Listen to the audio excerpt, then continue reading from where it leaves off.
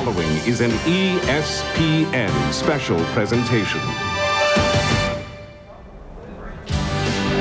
5 months ago, a new IndyCar Memorial Day Classic was born. Today, the old and the new come together in the Irish Hills of southern Michigan at the inaugural U.S. 500.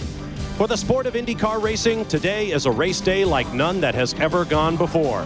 For the participants themselves, today is the most important day of the season.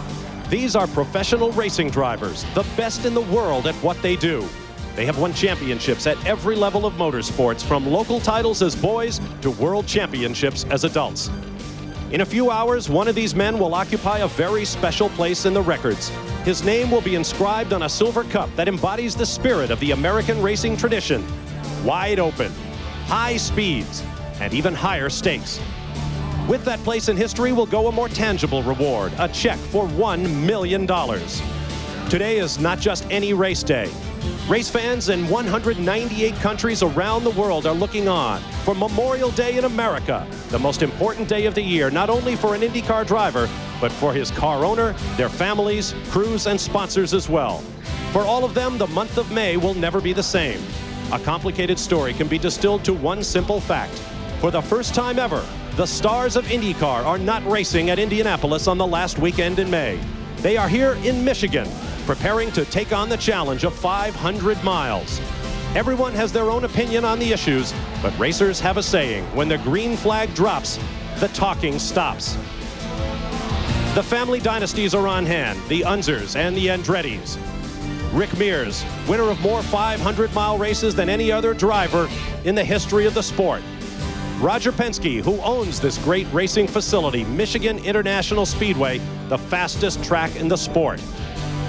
For Carl Haas, an opportunity to extend the long list of racing champions he has brought here.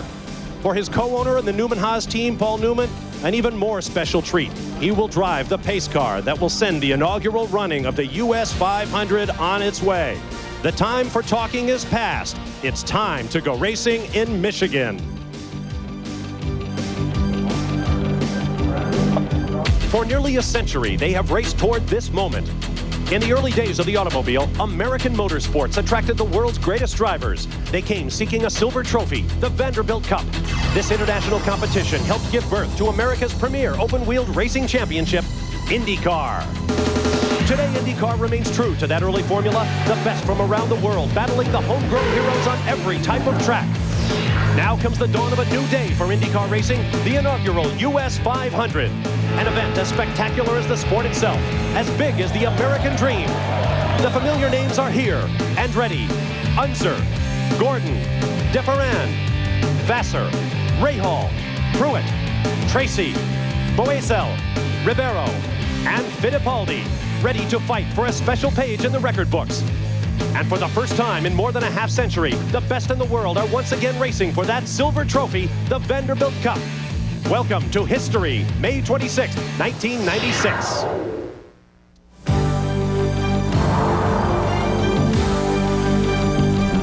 The grandstands are filling up. The crowd expected in excess of 120,000 people, the largest IndyCar crowd ever at Michigan International Speedway. And the race that they are here to watch will be something special indeed. A new day in IndyCar. The drivers are ready.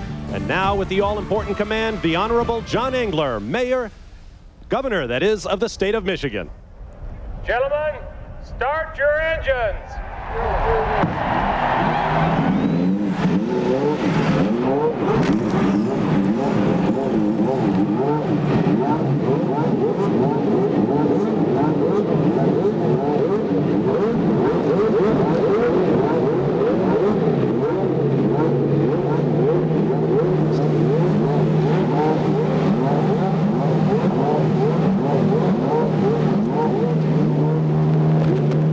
Engines are fired. Let's get down to the starting grid, where one of our 3 pit reporters for today's race, James Allen, is standing by with a very interested spectator. David, this is a world-class event. One of your cars is on the front row. Surely this must be the most fun you've ever had without laughing.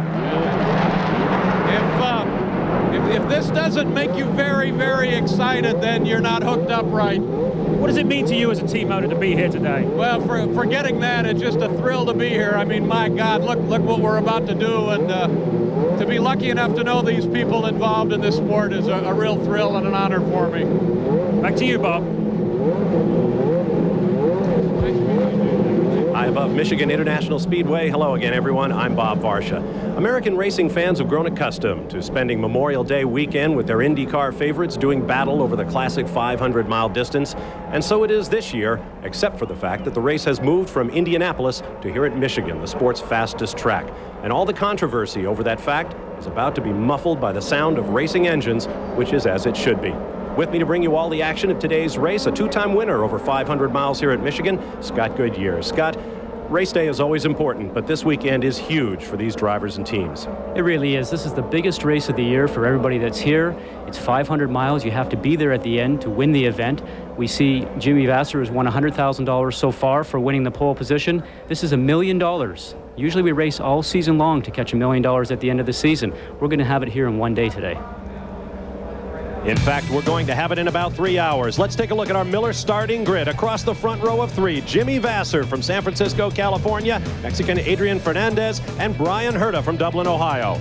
On row two, a rookie at Michigan, Alex Zanardi, along with Al Unser Jr. and Andre Ribeiro. On row three, Paul Tracy, Emerson Fittipaldi, who won his first IndyCar race here at Michigan, and Scott Pruitt. On row four will be Raul Boesel, Michael Andretti, and Christian Fittipaldi. Row 5 will have Gilles de Ferran, Mauricio Gugelmin, and Bobby Rahal, still looking for his first victory over 500 miles at Michigan. He's won here several times before at shorter distances. On row 6 will be Parker Johnstone, who sat on the pole for the Marlboro 500 here a year ago, along with Greg Moore, the spectacular young Canadian rookie, and Eddie Lawson, another rookie here at Michigan. On row 7, Englishman Mark Blundell, also a rookie, along with Roberto Moreno of Brazil, making his return to Michigan after a 10-year absence, and Robbie Gordon. On row 8, Stefan Johansson of Sweden, alongside his countrymen, the rookie Fredrik Ekblom and Jeff Krosnoff in one of the Toyota-powered entries.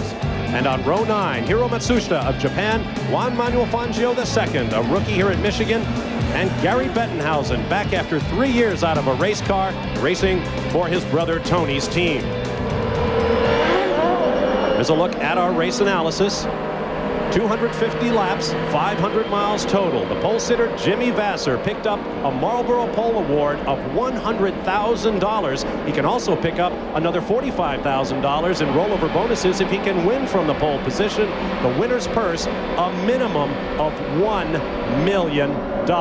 In today's field, you see the chassis listed, including Ann Gurney's All-American Eagle Racer Eagle Mark V, the engines from Ford, Mercedes, Honda, and Toyota, tires, of course, from Goodyear and Firestone. Now we have a new experimental pit rule change in effect here at Michigan. Here's what will happen. When a yellow flag goes up, the pits will be closed. They will then open once the field is under control and in line behind the safety car. Once for the lead lap cars. 1 lap later, the lapped cars may come in for pit service. When there is 1 lap remaining to green and the field is on the track, they will split. The lead lap cars up high, lap cars down low, no passing until the field crosses the start-finish line at the green flag. Earlier today, we talked with Rick Mears about what the likely impact of this new rule will be. Well, I like the new procedure, I think, for several reasons. One of them, most importantly, is safety. Because when they close the pit lane, when it goes yellow, now guys won't be racing back to the pit to try to get an advantage, which in turn ends up making you race through the crash or whatever. So now everybody can just slow down. They won't lose anything, get into the pits, get their stops done, and get out. Secondly, it's going to bunch up the show. It's going to keep the show tight. It's going to keep the front runners together. If you have a problem, I've had them over the years a lot of times, you cut a tire, you get down a lap, something like that. Now when you pull out into the lower lane, you'll be closer to the front and be able to race to get your lap back. So it'll allow you to get back into the show the way it should be. So I think it's going to be, quite a bit better in a lot of different aspects, better for timing and scoring and everything else. Well, one of the things they'll have to do down here on pit road is IndyCar needs a way to communicate immediately with the crews. What is the status down here? First of all, here is a red flag with a P, meaning that the pits are closed. Then a very large poster board, in this particular case, meaning that the pits are open if you're minus a lap or more. Flip over this poster board. This is when the leaders will come in. They'll communicate that to the crews, and they'll probably be busy down here if we hit a yellow, guys. All right, thank you, Jan, along with James Allen and Marty Reed. Jan will be patrolling the pit lane. The ceremonial pace cars have pulled off on this all-important occasion. We are ready for the traditional 3-wide start. At the controls of the pace car, actor racing driver Paul Newman, eminently qualified to pace the field for this important race. So much at stake. A crowd of over 120,000 on hand, and all of the familiar teams of IndyCar racing. Each individual in this great racing plant has their own reason for being here, but make no mistake, history will be made here today at Michigan. The field, perhaps the most qualified in IndyCar history. World championships in both Formula One cars and sports cars. 7 IndyCar titles, 131 total IndyCar victories between them. Jimmy Vasser, who has won 3 of the first 5 races of the season and is the points leader coming into this race, will bring the field up to speed. And we have a crash in turn 4. A crash approaching the green flag, and many cars are involved. Well, something has obviously gone wrong on cold tires. Maybe that might be the possibility. A half-shaft braking. It looked like one of the cars went directly 90 degrees to the right, so we're not quite sure, and we got quite a collision here on our hands. At least 9 cars involved, at least 9 cars stationary right now. No idea how many may be damaged, but still circulating. I see Eddie Lawson's car going by, missing half of its rear wing. You see the drivers climbing out of their cars. There is Jimmy Vasser, the pole sitter, as he makes his way away. We have a red flag on the racetrack. Obviously, this cannot continue. We have a red flag, all stop, and we'll start all over again. Let's get down to Jan Bikas in the pit lane. Bob, because we have a red flag, we're down here with the Ganassi Racing crew, and they're quickly working on Jimmy Vasser's spare car. They are one of the few teams that has brought a spare car to pit road. They are hoping that they will be able to use this car. Of course, they'll have to wait for a ruling from IndyCar, but the crew frantically down here trying to get this car ready. There is the scene from high overhead. Now we get word from the officials that backup cars will be eligible for the restart. On the left, Jimmy Vasser. On the right, Brian Herta, talking the whole situation over. They were 2 of the 3 cars on the front row, and the action began right up there on the front row. It appears that all the drivers are out of their cars. The safety crews are working on them. Let's take another look, Scott. Well, it looks like Jimmy Vasser on the pole position just turned right.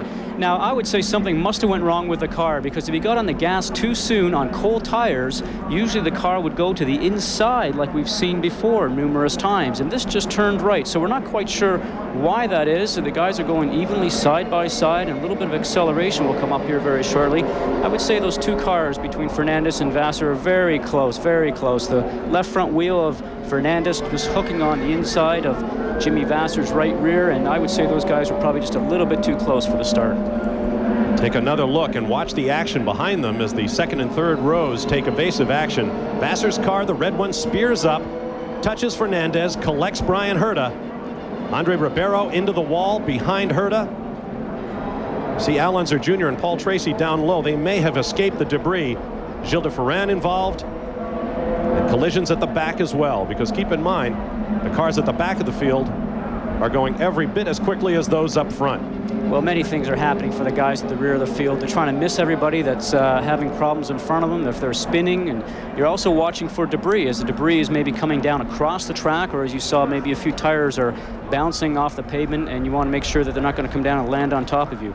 But this is something that is just horrendous on the start, because the guys are wanting to turn around. Here's a different view right now. I've seen the guys from the rear package, and I would say everybody's very close, not wanting to give an inch here on the very beginning of the race. Looks like Fernandez is just coming down to catch the rear wheel of Jimmy Vasser. And then it's all skate behind as everybody gets on the brakes. I have never seen anything like this, certainly not at IndyCar racing. So many cars involved as they approached the green flag. Literally half the field involved. Now you ride on board Vasser's car, looking to the rear. Let's watch and listen. Well, there you go. Jimmy, you could tell by the in-car camera, was not accelerating. It was even throttle, and obviously the 2 guys just touched wheels and off they went. And a melee ensued.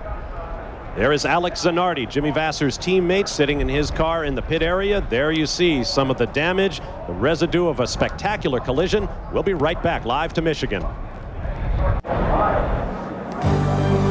ESPN Speed World coverage of the inaugural U.S. 500 is brought to you by the Miller Brewing Company, proud sponsor of the Miller Racing Team.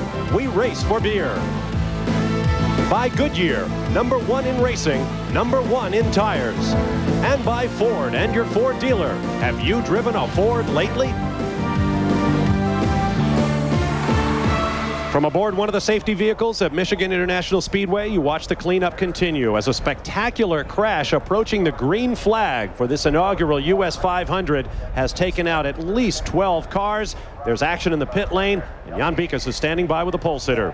Jimmy Vasser has made his way down to pit road. Jimmy, what happened? I don't know. The car just turned violently right. I was just coming on to power.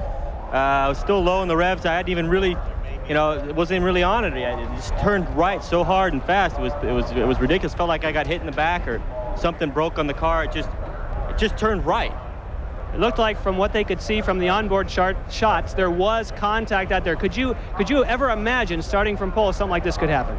I mean, that racing, anything can happen. I mean, I feel bad for the whole Target Chip Ganassi team, and but fortunately, we'll probably get a shot to go back in our backup here. I'm just dumbfounded. I don't know what happened. Okay, we'll let you get back to your business here, guys. He did run this car on Friday, so he is familiar with this car. Let's get down to James Allen. Well, also absolutely dumbfounded as to what happened there. Watching the rerun on the television, Brian Herter, what's your perspective? Well, it looks like Jimmy and Adrian got squeezed together there somehow, and it shouldn't be happening at the start of the race. It's really a disaster for us because the shell car felt great all week in practice. We spent a lot of time with that car. Looks like we're going to get to make the start of the race with the backup shell car, but it's a tough way to start your weekend. Tell us about your disappointment. A front row start, all of that, $1 million of the prize, and now you're going to have to be in a backup car. How do you feel? Still on the front row. Still on the front row. That's a real fighter. Now let's join Marty with Emerson Fittipaldi. Yes, and Emerson trying to describe what was going on. What happened out there from your perspective?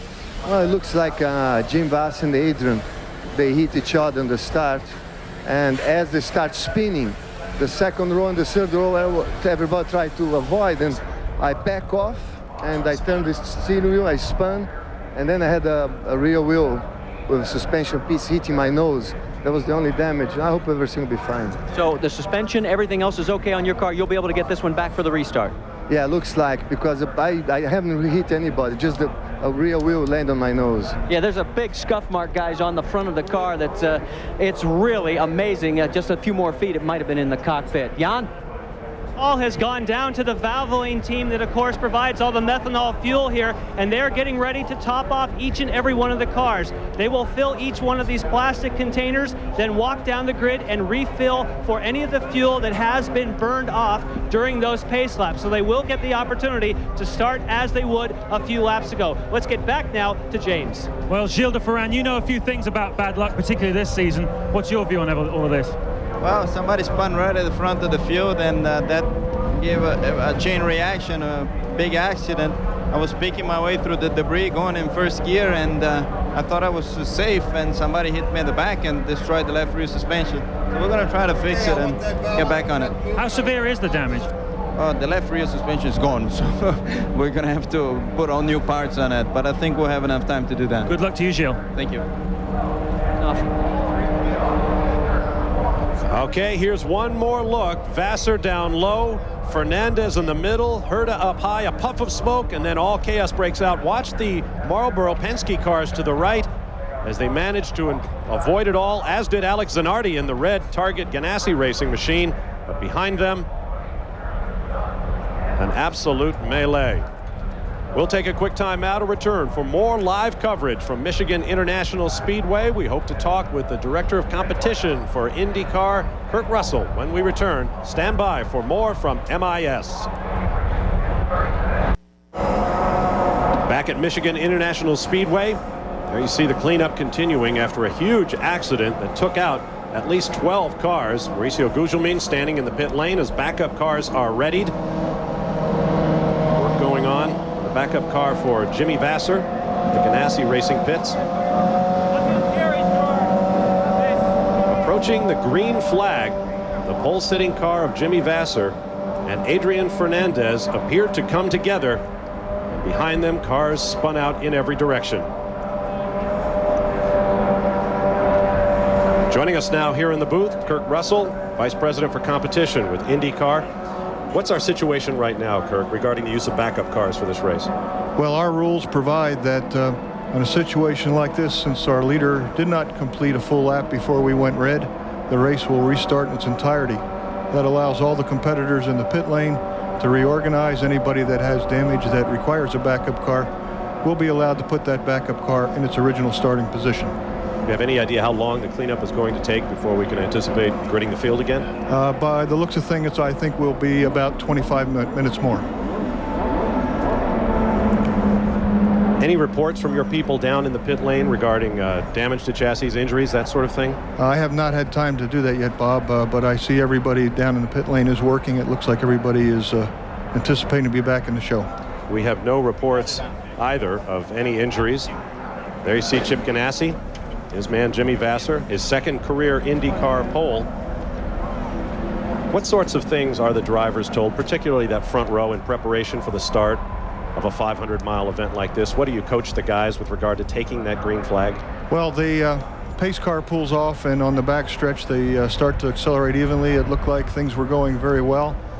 They picked their speed up through turns 3 and 4, and as they get to the pit entrance, they prepare and watch the starter and apply more speed and build their speed so they can come down for a start.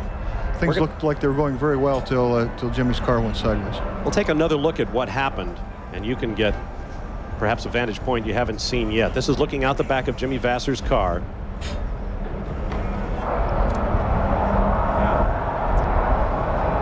It appeared, at least, that he came together with Adrian Fernandez. There was a puff of smoke between the two cars before Vasser's car speared into the wall, taking Brian Herta with it. Here's a look from overhead, front row on the left of your screen.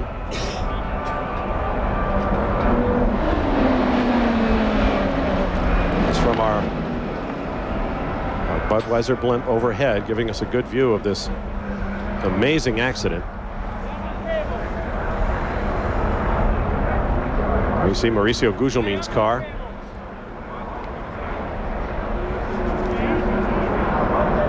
There's Mauricio Gugelmin in the pit lane. We are in about a 25-minute hold. Let's get down to the pit lane. James Allen standing by with Big Mo. Mauricio Gugelmin, it must be every driver's worst nightmare. You're coming off turn 4 and you have all kinds of chaos breaks out. What was your view on the whole thing? Well, I think it was pretty stupid, really. I think it's a factor of the weather being a bit cold and leaving the cars in short gears. And what I saw was Jimmy Vasser got a little bit off shape, which probably touched Fernandez, sent him in a T-bone over Herta, and then after that, you got rid of 2/3 of the front row. There was no more space for anybody to go by. What's your status? You going to restart? Well, they bring my car back, but you have to make sure your car is pretty straight in this place. So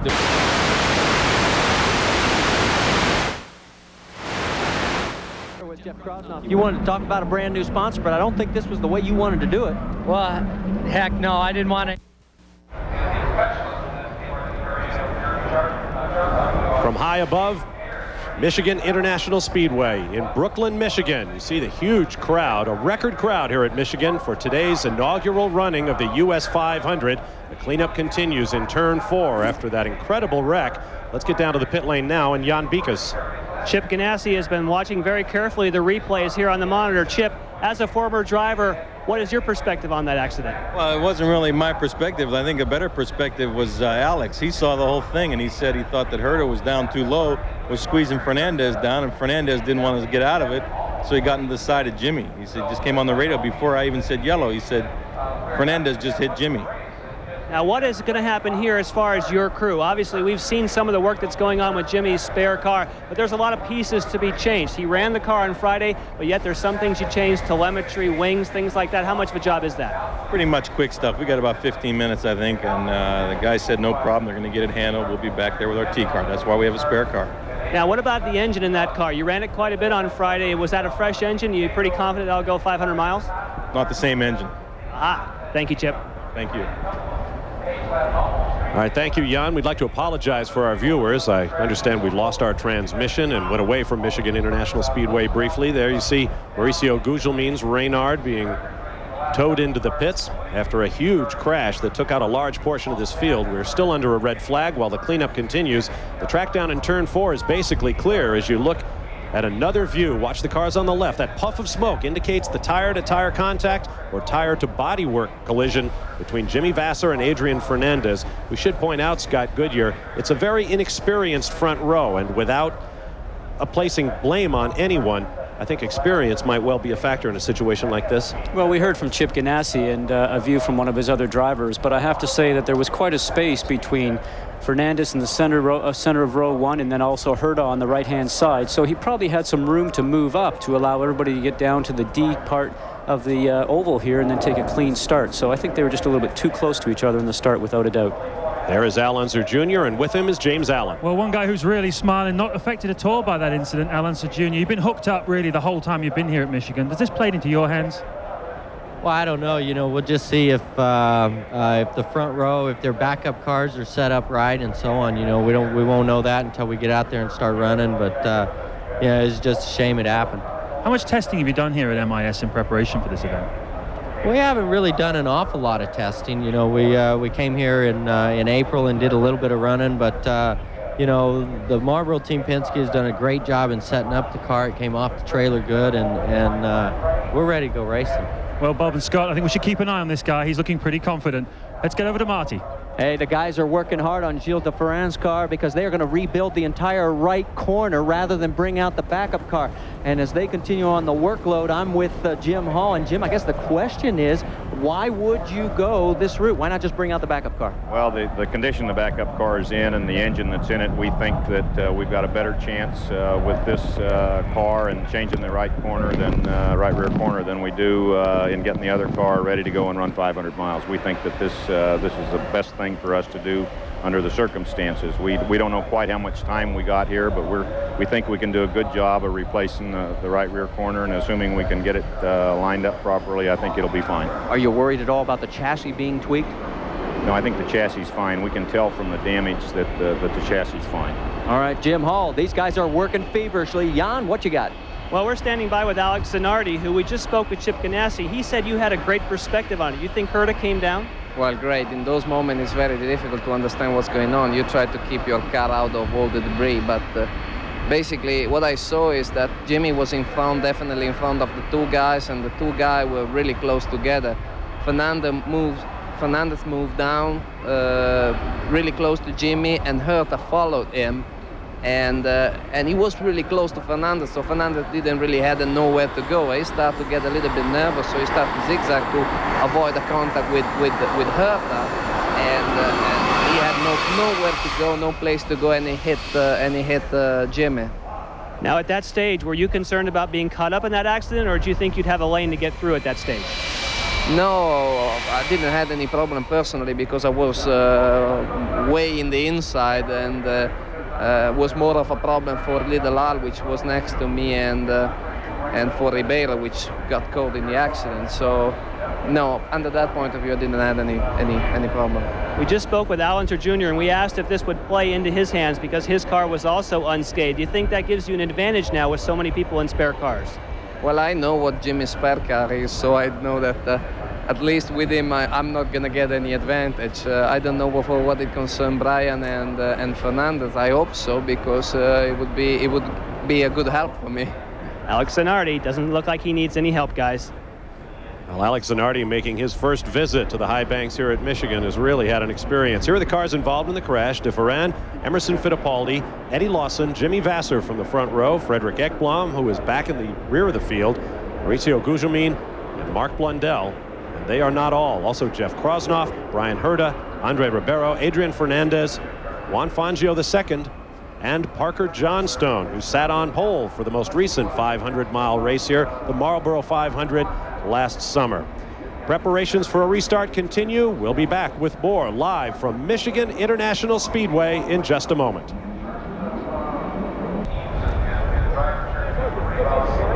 Thank you, Brett. Welcome back, everyone, from high above the Michigan International Speedway. The Bud One Airship, Ariel Ambassador, the king of beers, is proud to provide you with these beauty shots of the U.S. 500, or what will be the inaugural U.S. 500 when we restart the race after a huge accident involving at least a third of the field that has brought us to this red flag. We are on full stop.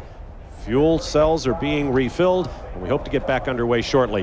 Now let's take another look at that accident. Watch and listen aboard Michael Andretti's car as he avoids the carnage. You can see as soon as Michael sees the smoke, he's off the throttle, he's picking his way, missing all the debris. That tire certainly could have been curtains for Michael. As soon as he's clear of it, he's on the gas and away from all the wreckage. And no doubt he is breathing a huge sigh of relief. Clouds beginning to part just a little bit. We may have sunshine here on the racetrack, and of course that will affect the setup of these cars. It's going to be a very interesting afternoon here at Michigan. Let's get down to pit lane and Marty Reed. Yeah, we'll get a historical perspective from one of the living legends of the sports. Dan Gurney, your car survived. I guess it's the only advantage of being in the back row, but this is not the first time that first lap incidents have occurred.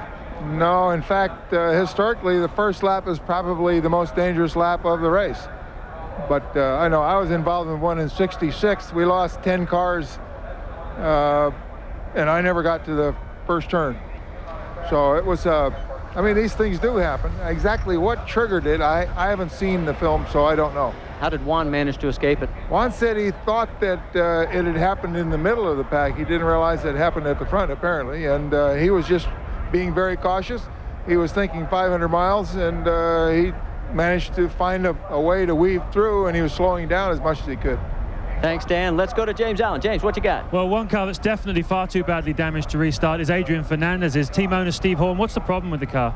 Well, the car got hit from behind, and initially the impression was it got some underwing and wastegate damage, which I thought we could an upright and lower wishbone, so really it's not enough time to repair that. Now, what are you going to do? You've got another car, but I mean, presumably you take some parts off that, or? Well, we'd already started pulling pieces off that car, actually, in the hope of fixing this one, and for a 500-mile race, you actually strip quite a few components off that car, so we're going to try and bolt that car back together and see if we can't get it out here. We're always told about cars are. I mean, the finest adjustment makes all the difference in handling. Were you talking about building Meccano, throwing these pieces together to make a new car? Does that affect the handling? No, I don't think so. I think we should be able to put it back together pretty much the same. Although we haven't run that car here, it's been on the setup pad every day, and we know the settings that this car's got now. So I think if we can get it back together, it should be okay handling-wise. Thanks, Steve. Let's catch up with Jan Beekers. We're looking at the roll bar. That is the roll hoop from Parker Johnstone's machine. Look at the debris that was flying through the air and how close it actually got to Parker. It scraped across the roll hoop, but the crew at the moment right now is focused around the rear of the car, because after that point, Parker Johnstone was T-boned by another car. There is a whole crew here working on the car. Of course, this is under red flag, so they can have as many people working on this car as they want. What they are changing is the headers or the exhaust system, because that was damaged in the actual accident. At the moment, they are connecting the headers to the actual wastegate tube, and they hope to be able to effect repairs before IndyCar tells them they need to come back out onto the racetrack. This will take a while, but obviously Parker Johnstone, who is standing by with me at the moment, is hoping they'll be able to effect repairs. Parker, first of all, that mark on the roll hoop, what caused that? That was from either a left front or right front suspension and wheel tire combination, and we had the car slow down. We saw the chaos that was happening up in front of us. I went down low behind Jill DeFerrin, thought everything was okay, looked up and saw this projectile coming through the air and ducked, and it hit the roll hoop. Fortunately, I was very, very fortunate and bounced off the car, and at that point I thought it had damaged the back of the car. I got out, made an inspection of the entire car, saw the damage to the side pod, the front wings, radioed into the crew, got CART to bump start me. We came back in and they started repairs. Now, you said a projectile. When you and I were talking a minute ago, you think it was a whole corner of a car. How scary was that for you? Well, you asked me what was going through your mind. I thought, well, the last thing that's going to go through my mind is an upright. But, I mean, it's one of those things where everything's happening in slow motion. You see the wheels bouncing down the racetrack, and I realized this still had the A-arms attached to it, and I knew that would be, in technical terms, a very bad thing if it were to hit me. So I just got as low as I can, and God was very good to me, and it missed me. Now tell me, you've been watching over my shoulder as we described them changing the headers, the wastegate, and so on. Obviously, if there's any kinks there, they have to replace that. What are your thoughts as far as if they can get it done in time? Well, from the first weekend where we had some problems and put in a qualifying performance that was very disappointing to all of us, the Motorola Firestone Honda car is now up to speed. I think we've got a car capable of winning the race. I've got great confidence in this crew, and it's through adversity that you really see the merit of a crew. And these guys, both the Japanese Honda team, the American Honda team, some of the Firestone guys, and the Bricks Comtech guys are hard at work on this thing, and I have absolute confidence that it'll go back on the track the way it came off. Still a long race. Jacques was 20 laps down and finished 10th last year. I think there's no reason at all why we can't go for a win here, provided we can get this back together in time. Now tell me, a lot of guys have gone to spare cars. You guys have one of the nicest looking cars out here, but a lower budget than many people. So you don't have a spare car available? We have a car that's more of a rolling parts inventory for us, but it's not set up in Speedway configuration. So through the goodness of some of the other teams and through Renard, we were able to get the parts necessary to put this thing back together. We have no spare car. Puts us at a disadvantage because right now getting the wing angles reset, they've checked all the suspension. I'm sure we took a hit to the right front, but they don't see any obvious damage. We're going to spend the first few laps really feeling this out before we go, because it is a long race, and as long as we can make some changes during the pit stops, we should be okay. Parker Johnstone not only lucky today, but also has a lot of confidence. Bob? You need to have a lot of confidence to drive this racetrack the way Parker Johnstone has for the Bricks Comtech Motorola sponsored team. Here's another look at the accident now from the nose camera on Bobby Rahal's Renard. And certainly what Bobby's doing is getting off the gas, picking his way through all the debris, but also the smoke. You sort of hope that when you get through that patch of smoke, that there's not a race car there. He's weaving in and out of the parts. The key thing here is that you're very happy that they're going to have a restart, because there will be a lot of debris in the tires, and you don't want to be going out there doing 230 miles an hour, wondering if you picked up something in the tire and you might end up getting a soft tire. And he got through that with the wisdom of experience. Bobby Rahal has raced here for many years, won 3 times at shorter distances, but has yet to pick up his first 500-mile victory here at Michigan. Now let's get back down to the pit lane and James Allen. Well, Bob, a slightly different perspective on all this. The game of tiptoe through the tulips, which is what Scott Pruitt was playing. Tell us about it. Well, I'm not sure exactly what happened, but somehow or another it looked like Vassar and Fernandez got together, and Vassar's car hooked straight up, taking out Herta. And as soon as they hit the wall, I mean, all hell broke loose. I mean, there was tires flying and debris flying. I managed to just kind of weave my way through it without hitting anything, but it was pretty dramatic. Now, Al Jr.'s got a smile like the cat who got the cream. You've got a completely undamaged car as well. We know you've been really hooked up the whole time you've been here at Michigan. Perhaps lacking a little in horsepower, but you're confident now. Yeah, no, we were confident before the race. The Patrick guys have done a great job. Firestone showed they've proved they have a great tire.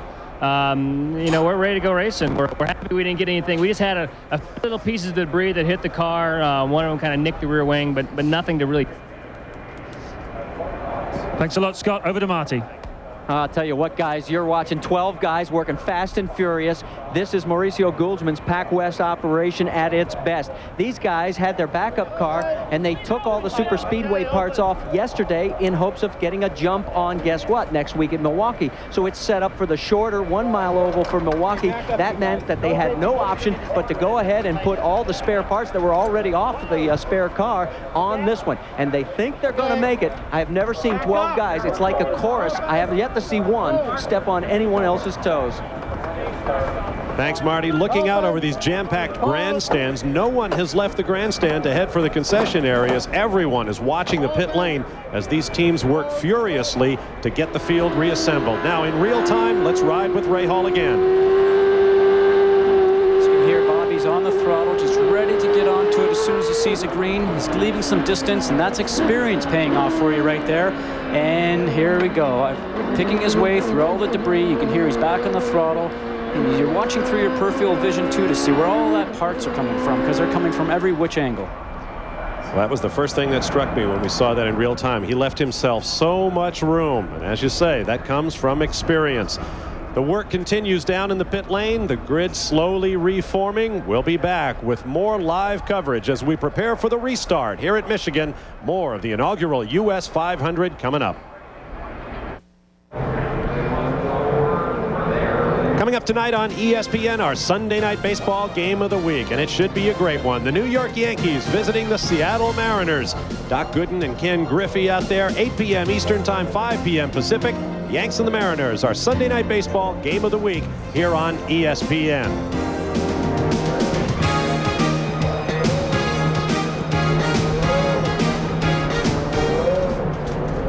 Welcome back to Michigan International Speedway. Here's yet another look at the accident that has brought us to a red flag. We're getting close to the time for a restart. Once again, Cars flying in every direction. Christian Fittipaldi working the steering, working the brakes, working the throttle, trying to stay out of harm's way. Well, I can tell you from a driver's point of view, because I had a start here a few years ago when Paul Tracy had a starting accident and parts are flying everywhere. If your heart rate's controlled and ready for the start, which is usually at its highest rate ever, it goes right off the meter when parts start to fall out of the sky like that, and you're hoping that you just get through all the debris. There is Christian Fittipaldi getting ready to restart down in the pit lane. Let's go to Marty Reed. Yeah, we're down here with Greg Moore, and I guess the main question for you is, how did you manage to escape it? I'm really not too sure. I guess all I saw was a bunch of cars crashing, some guys sliding down the racetrack, so I took to the grass, and I'm lucky that I did. I guess my old days of 4x4 and in the Jeep paid off. A little agricultural racing. Listen, what's it do to the mental process now? I mean, you get yourself psyched for these things. It's like getting up for the big game, the Super Bowl, and here we go, and all of a sudden, you got a big delay. What's going through your mind as we get ready with the jet dryer in the background?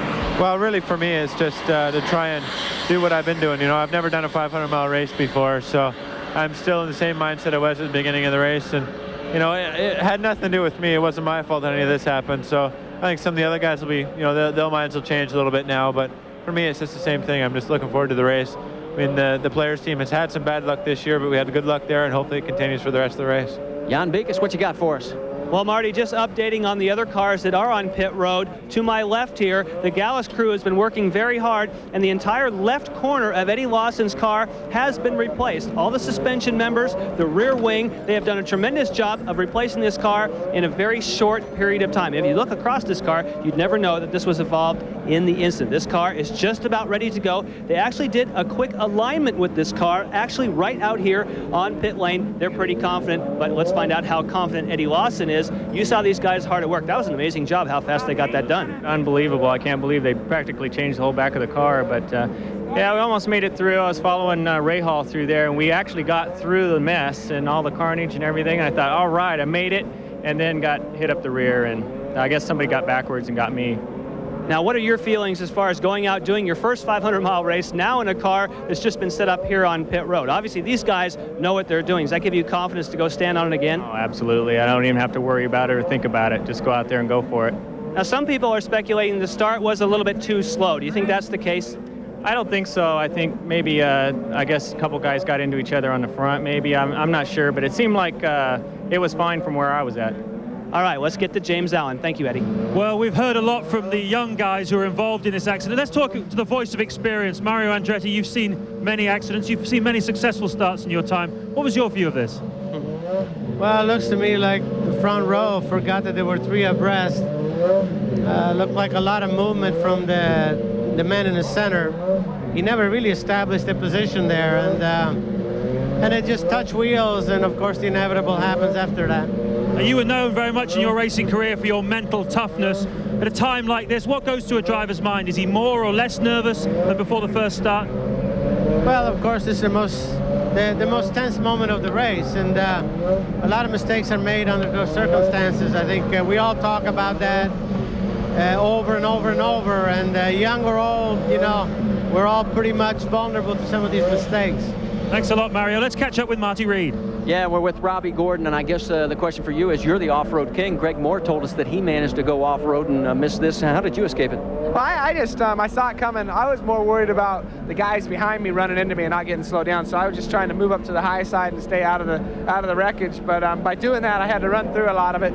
So we had to change tires. A lot of guys are changing cars, so we still got a basic setup, just different set of tires. So we talked about mental process with him. What's it like for you? What are you going through right now? Well, you know, it's just going to be like another start. I mean, I'm still in my same race car, so it's not as mental for me as it is for like Jimmy or other guys like that have to swap into different cars that they're not 100% comfortable with. You were complaining about you just weren't able to get enough power. Is this a great equalizer then in this restart? You're going to have an advantage?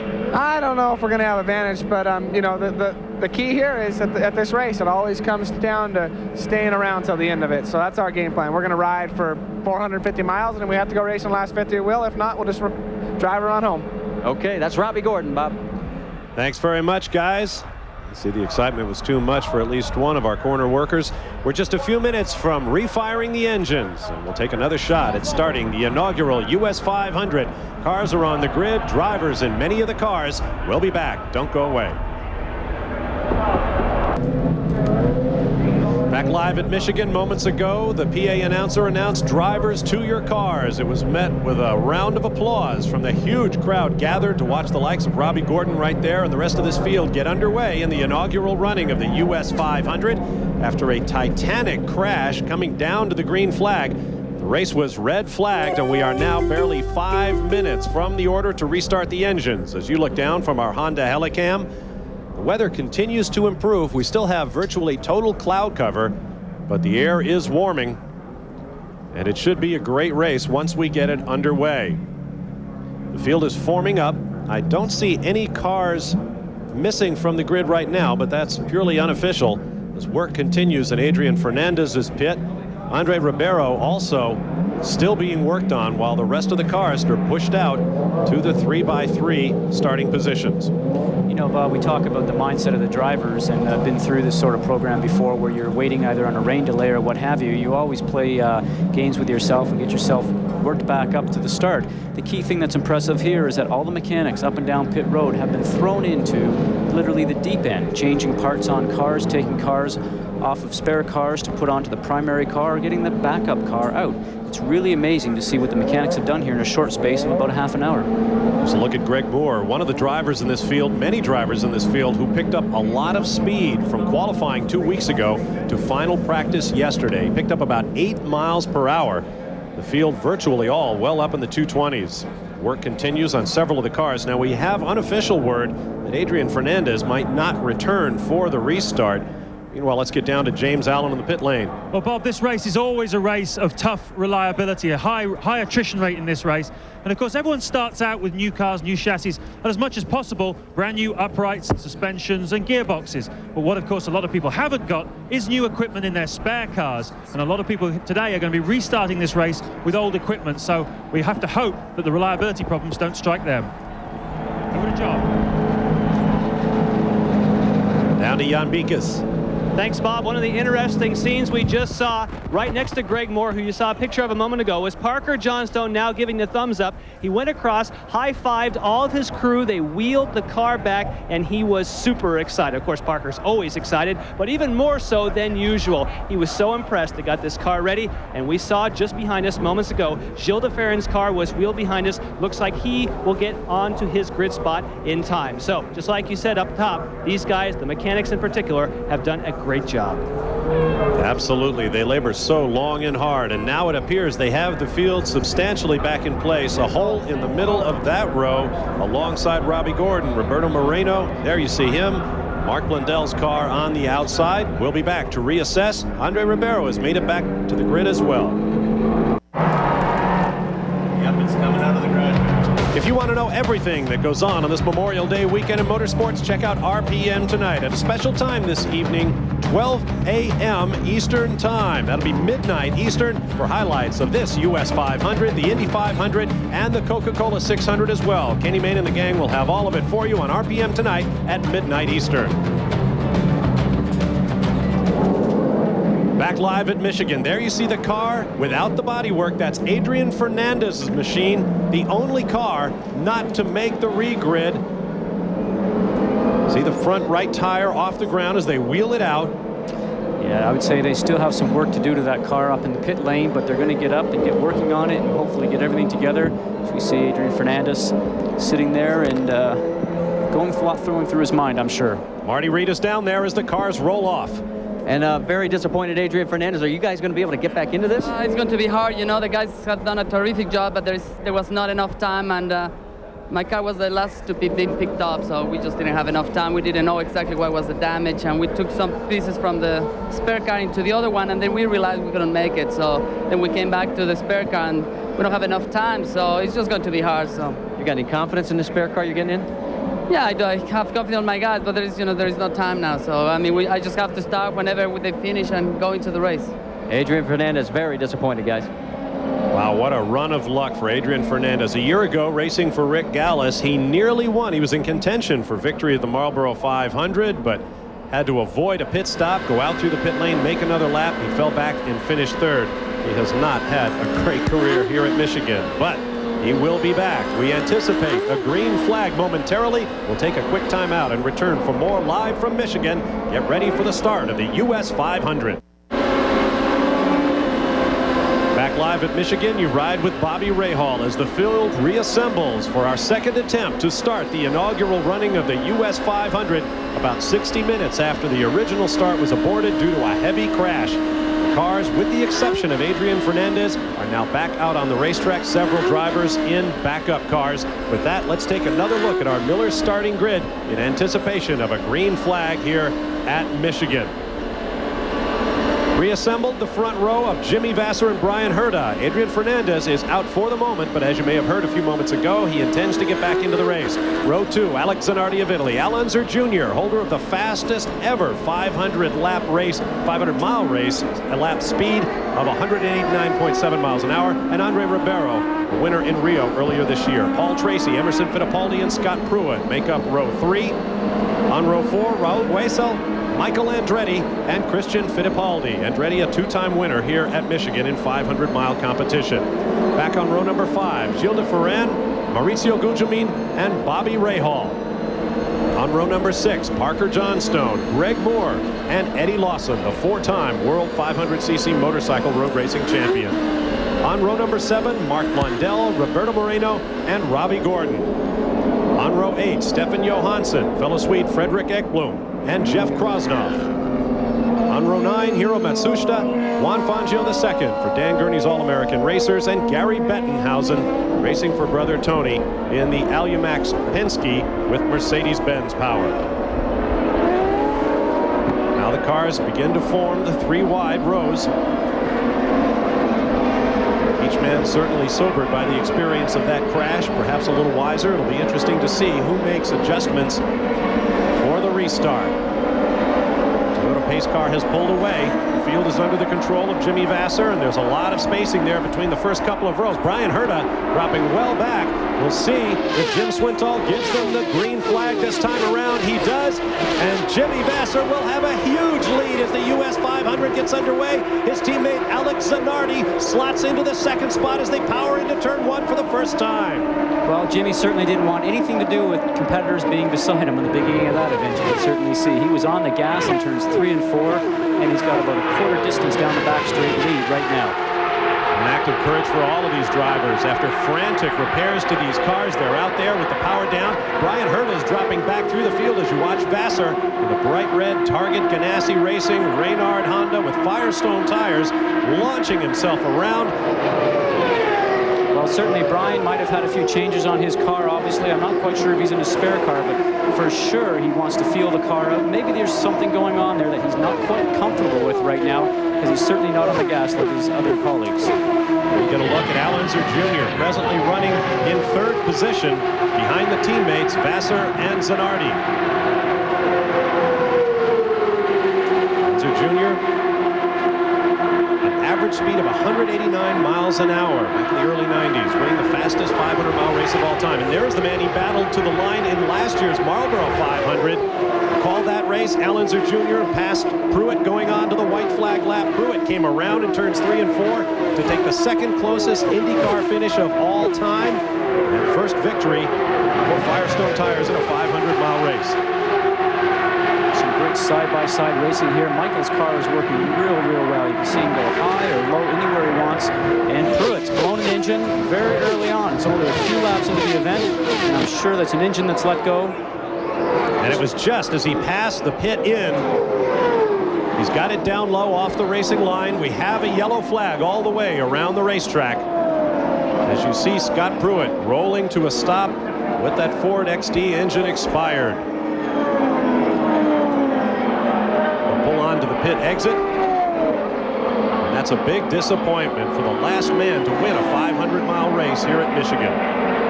Scott was also the fastest man in warm-up yesterday, running at 232 miles an hour, so he had a great opportunity to win here today. James Allen is with his car owner, Pat Patrick. Actually with Jim McGee, in fact, Bob. Jim, what's the story with Scott? Looked like a blown engine. Yeah, he said the car was fine and everything just bang. You know, so tough day because we had a great car, you know, with Firestones and, you know, everything was going our way, and we got through the wreck all right, but it just seems that sometimes fate deals you in funny ways, so it's a tough deal. Jim McGee, the calmest man in IndyCar racing, always says, I never let anything spoil my day. Back to you, boys.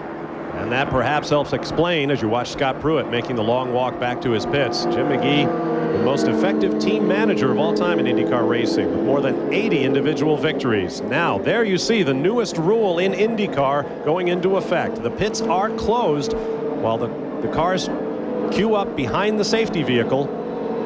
And when they are open, first the lead lap cars, of course that includes just about everybody, will come on in. And then everyone will go back out, and we'll get the race back underway. As you see the crews working on Scott Pruitt's car.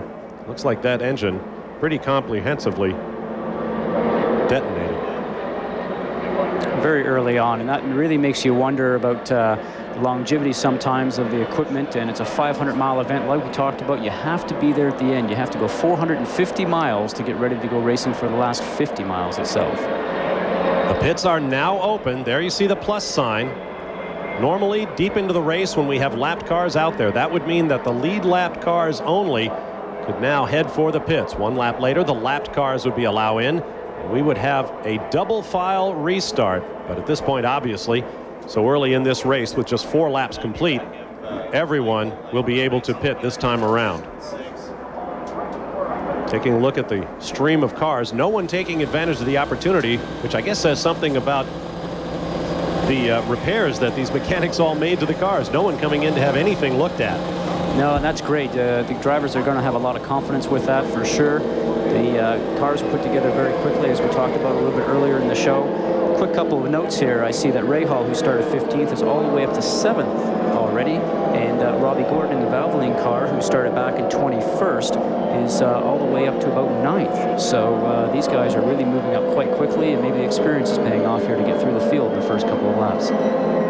Saw the top 5. Paul Tracy runs 6th, Bobby Rahal 7th, Brian Herta 8th, Robbie Gordon 9th, Andre Ribeiro 10th, followed by Gilles de Ferran and Raul Pueso. And here's a replay of the blown engine for Scott Pruitt.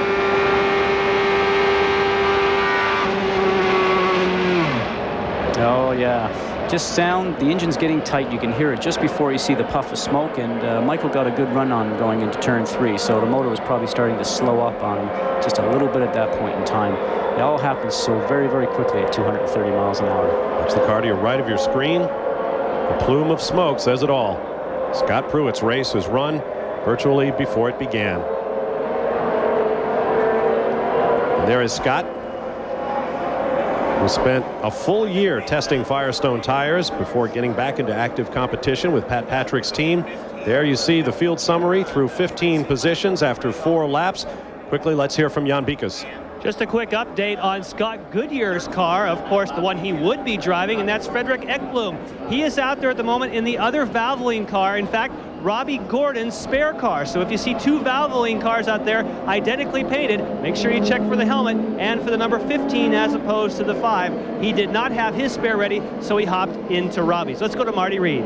Thanks, Jan. Brian Herta's problem may be in the boost, but the team can't really figure it out because they're having radio communication problems with Brian. So they're still looking at all the data, trying to figure out, but right now he's running in 8th, guys. All right, thanks, gentlemen. Adrian Fernandez's car has been pulled back from the pit lane. I'm not sure if we'll see Adrian back in competition or not. Meanwhile, up front, there's Jimmy Vasser, Alex Zanardi just behind him, then Al Unser Jr., Emerson Fittipaldi runs 4th, and Michael Andretti in 5th. There is Adrian Fernandez. It appears that his race will not happen today either. Now, under the new pit lane regulations that have been confirmed for this race only on an experimental basis, afterward the IndyCar board and technical committees will review to see if they want to use them at other events. There is no passing until we reach the start-finish line, and the race leader will bring the field down. Here comes Jimmy Vasser. Now there's Michael Andretti, I believe, getting down low under Emerson Fittipaldi. Got a great toe on him going into turn 1 and a good run. If he can pick up a draft from the car just in front of him, which is Al Unser Jr., he'll get a good run going on down to turn 3. Michael being very aggressive, wants to get up to the front right away and not let those Honda-powered cars get too far ahead of him. Goes underneath Al Unser Jr. 2 men have been racing each other for a long time. 2 of the elder statesmen, if that's possible to believe, in IndyCar racing. Unser Jr. in his 15th season. Paul Tracy having a look under Bobby Rahal as they come up on Emerson Fittipaldi. some great side-by-side action here at 230 miles an hour. All these guys trusting each other very, very much. And there again, as we talked about, keeping in front of the guys that they really want to make sure that they're going to get a good draft going into the turn. These guys have been sitting around for about an hour, and they certainly want to get up to speed quite quickly and not let those leaders get away. Another look there on the left of your screen. Andretti and Unser running together, tied for the lead among active drivers in all-time IndyCar victories with 31. There's Paul Tracy on the left, on the right, Brian Herta.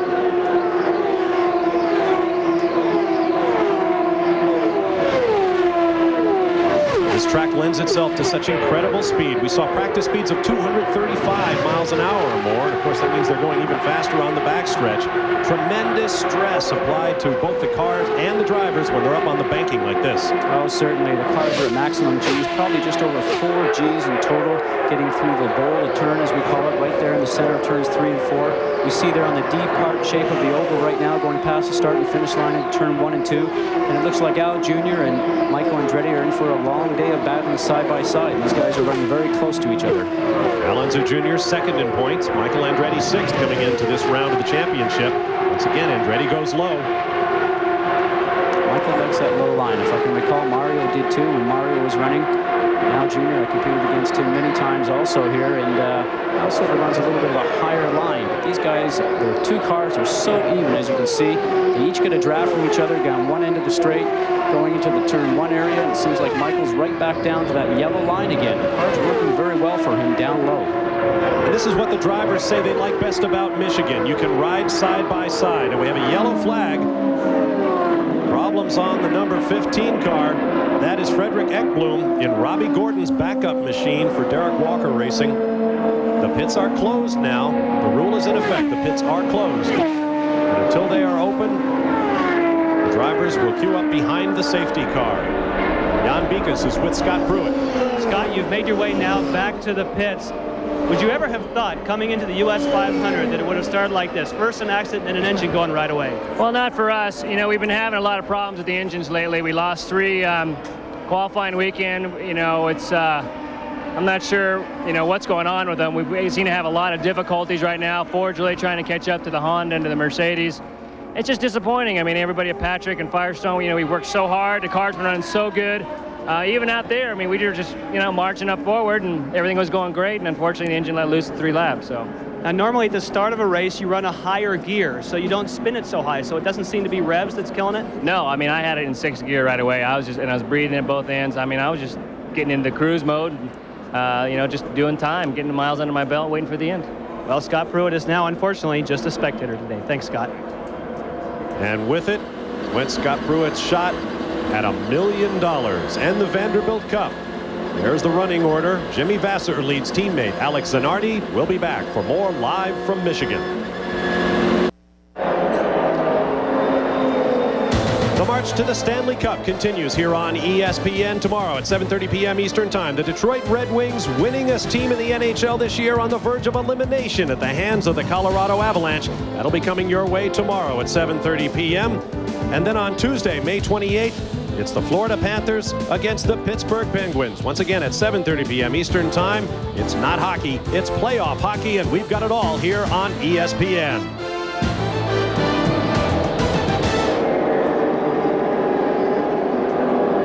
Back live at Michigan, you ride with Brazilian Gilles de Ferran. For Jim Hall and the Pennzoil Reynard with Honda Power. Goodyear tires on this machine.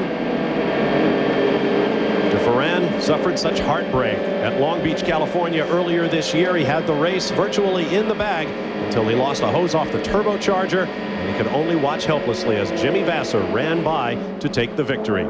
Here's a look at our running order after 12 of 250 scheduled laps. Vasser and Zanardi out front. Michael Andretti in third, followed by Al Unser Jr., Emerson Fittipaldi. There you see the rest of the running order. Jan Bikus has something for us from the pits.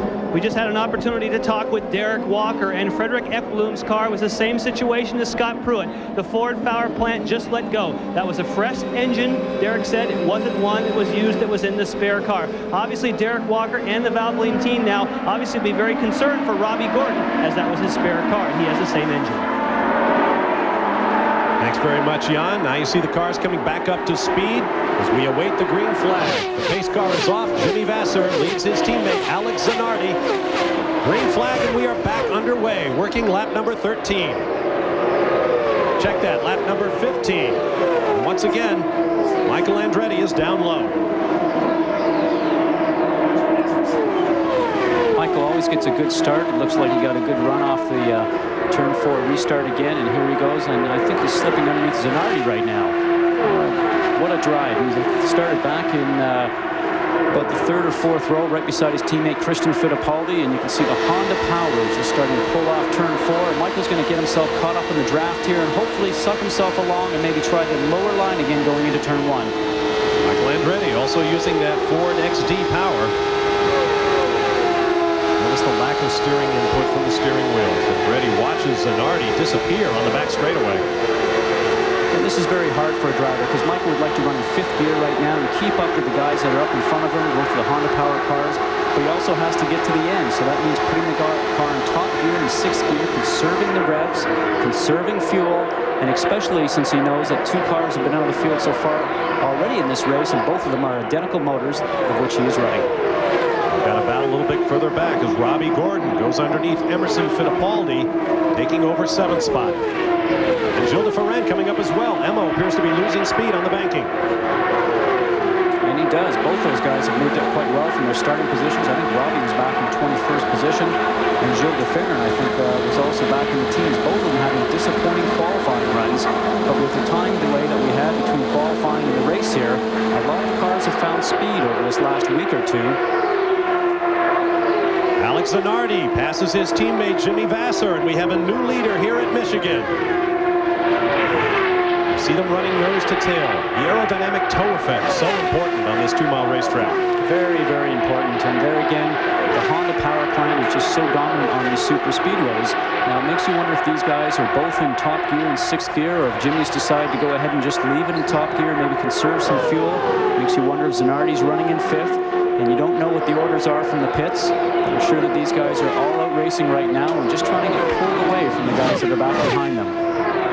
Being teammates, these guys would certainly run 1 and 2 and run a tow like we see in NASCAR and just leave the pack behind if they could do such a thing.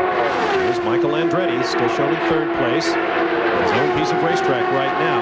Vasser ahead of him, Bobby Rahal behind him. 1991 Series champion who won his 31st career IndyCar win in our most recent round at Nazareth, Pennsylvania. What better place to win than on your home track? There's Bobby Rahal running in 4th. And we see his teammate Brian Herta, who started up in the front row, is actually cured any problems that he had on the start, or on the restart, if you will. And he's right behind his team owner, Bobby Rahal. Perhaps one of the most comfortable teams with their sponsorship. Little Bird Company recently announced they'd be with Bobby Rahal through the turn of the century. Let's get down to pit lane. Jan, what have you got? Well, you guys were just talking about with the 2 Ganassi cars, were they both running in 5th or 6th gear? I asked that very question of Tom Anderson, the team manager, and he said both of the cars are out there at the moment in 6th gear. All right, thanks, Jan. Look at Gilles de Ferran run. He has gone around Robbie Gordon. That puts him up into the 6th spot. And feeling very comfortable with his car, if you can recall. They changed that whole rear corner, putting on some new suspension pieces and new uprights, and they were bleeding the brakes. And Gilles obviously has got a lot of confidence in his team, a lot of confidence in his car, because he's just starting to march forward. Here's a guy who has really opened the eyes of racers in Europe to what you can do in the IndyCar series here in America. Of course, I cover Formula 1 for ESPN. Everyone wants to know how Gilles de Ferran is doing. In fact, there's a lot of talk about de Ferran going back to Formula 1 to race with his old team mentor, Jackie Stewart, when he enters Formula 1 next year. He is very much a man on the boil in auto racing around the world right now. Doing a great job for Jim Hall and Pennzoil. Got some great passing going on there. You saw Greg Muir run the high line through turns 1 and 2, get around the outside of Gilles de Ferran, and get a good run going down into turn 3, and he's actually left Gilles behind a little bit, and he's starting to move further forward and taking the run up towards Robbie Gordon. We have a yellow flag and a debris flag from the flag stand. See how stiffly the wind is blowing here behind the drivers as they make their way across the start-finish line. That will certainly add some revs as they head down into turn 1. Ride with Robbie Gordon as he slows down. Marty Reed has more on Emerson Fittipaldi's situation. Oh, I'll tell you what, guys, these guys have got a big smile on their face. Their car had gone really loose, and they are now going to be able to benefit from this yellow, bringing him in without going down a lap. I don't think I've seen Carl Hogan smile this big in a long time. Thanks very much, Marty. There is the debris on the racetrack. Boy, at these speeds, are drivers able to pick up something that small, Scott? Well, you certainly can if you can actually see it, if you're coming out of a turn looking down the straight. But the key thing here is that if you get into the turn 1 or 3 and you're going so fast and the debris is further around the turn like it is here in turn 2, very hard and very difficult to pick up. You ride with Christian Fittipaldi, who has made a pit stop. I don't believe the pits were open there. You see the plus sign, meaning that the pits are now open. But Christian came in while they were closed. Now, if it wasn't an emergency stop, he may find himself in a penalty situation. But as it is, he will have to make his way around to the back of the line. And that could become a factor later in the race. Now the pits are open. Here come the cars. Once again, virtually everybody running on the lead lap, so everyone will pit. Now the key thing to watch here is the order as they come in is Zanardi, Vassar, and Michael Andretti. Which team is going to have the fastest stop here and get their guy out in the lead? Although it may not be of great importance right now, it certainly will be as soon as the guys get towards the end of the race and you're looking for any advantage you can get, whether it's on the track or in the pits. Jimmy Vassar with glasses on under his visor appears to be done and out, and we've got lots of cars leading now. Andre Ribeiro right out there by the wall. Michael Andretti has stalled and refired now in the pits. That's not the first time that's happened to him this year. Well, he stalled at Nazareth and came back and won the race, so maybe this might be an omen here today. He's lost some positions, though. You see him coming out behind Emerson Fittipaldi. Michael pitted from 3rd spot. He has a number of positions behind that back now as everyone gets back out. The pit lane is clear once again. We have 4 different safety cars in operation today, representing the 4 different engine manufacturers in IndyCar: Mercedes-Benz, Toyota, Honda, and Ford. You see the numbers on Michael Andretti. Have the green flag in just a moment. After this word, we'll be back with more live from Michigan. Alex Zanardi now up front. ESPN Speed World coverage of the inaugural U.S. 500 is brought to you by Mobil Motor Oil. At Mobil, we've been changing oil for over 125 years. By the more than 1,300 AutoZone stores across America. AutoZone, the best parts in auto parts. And by Budweiser, official sponsor of the 1996 U.S. Olympic team. This Bud's for you. Welcome back to Michigan. Bob Varsha along with Scott Goodyear, James Allen, Marty Reed, and Jan Bikas. Glad to have you with us on this Memorial Day weekend. You ride with Robbie Gordon as we await the green flag for a restart following a yellow brought out by debris on the track. Now, Christian Fittipaldi pitted before the pits were open and ran over his air hose, so he will be penalized by a drive-through of the pit lane. And at the 80-mile-an-hour pit speed, you can imagine that will cost him some time. Now we're having our first double file start. Gary Bettenhausen leads the slower cars down on the inside, while the race leader, Mauricio Gugelmin, leads the cars on the lead lap. Down to the start they come in good order. And Roberto Moreno attacks immediately to go around Gugelmin. Some great drafting going on in the restart there. Roberto just sat back, got a good toe. He's using the XB engine, not the most powerful engine that's out there, but he got a good toe and a good shot right up towards the front. A veteran, one of the most personable guys in racing.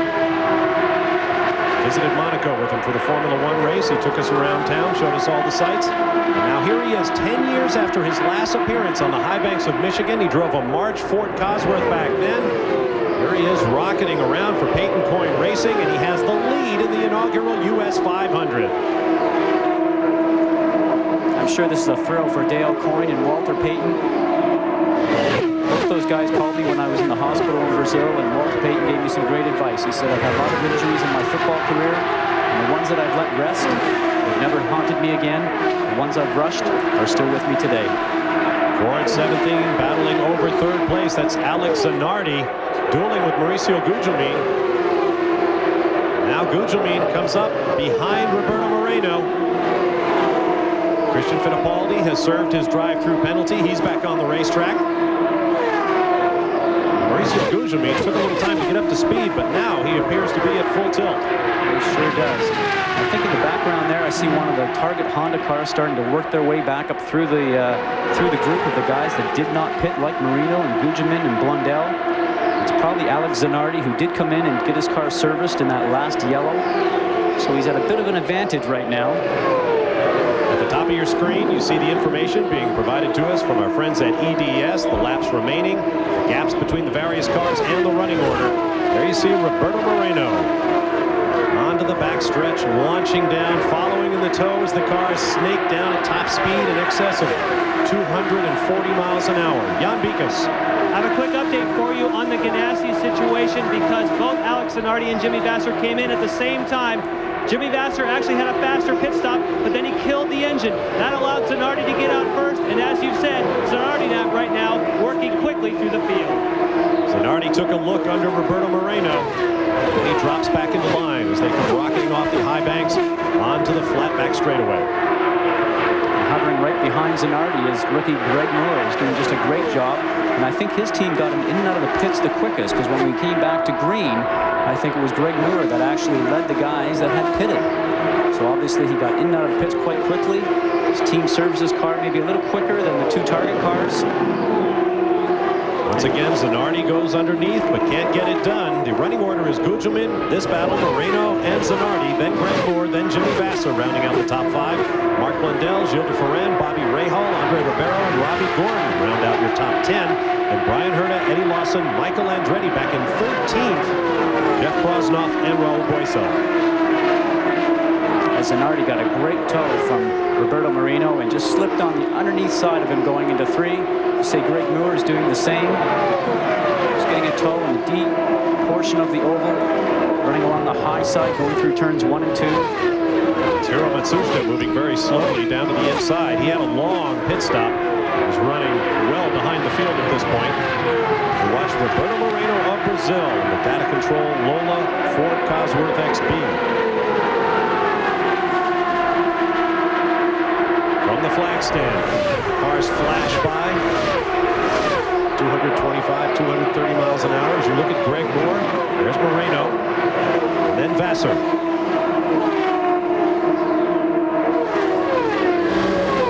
Ride with Gilles de Ferran.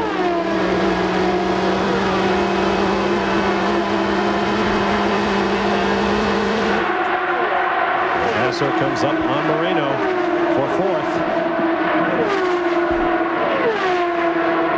The track is so wide and so smooth.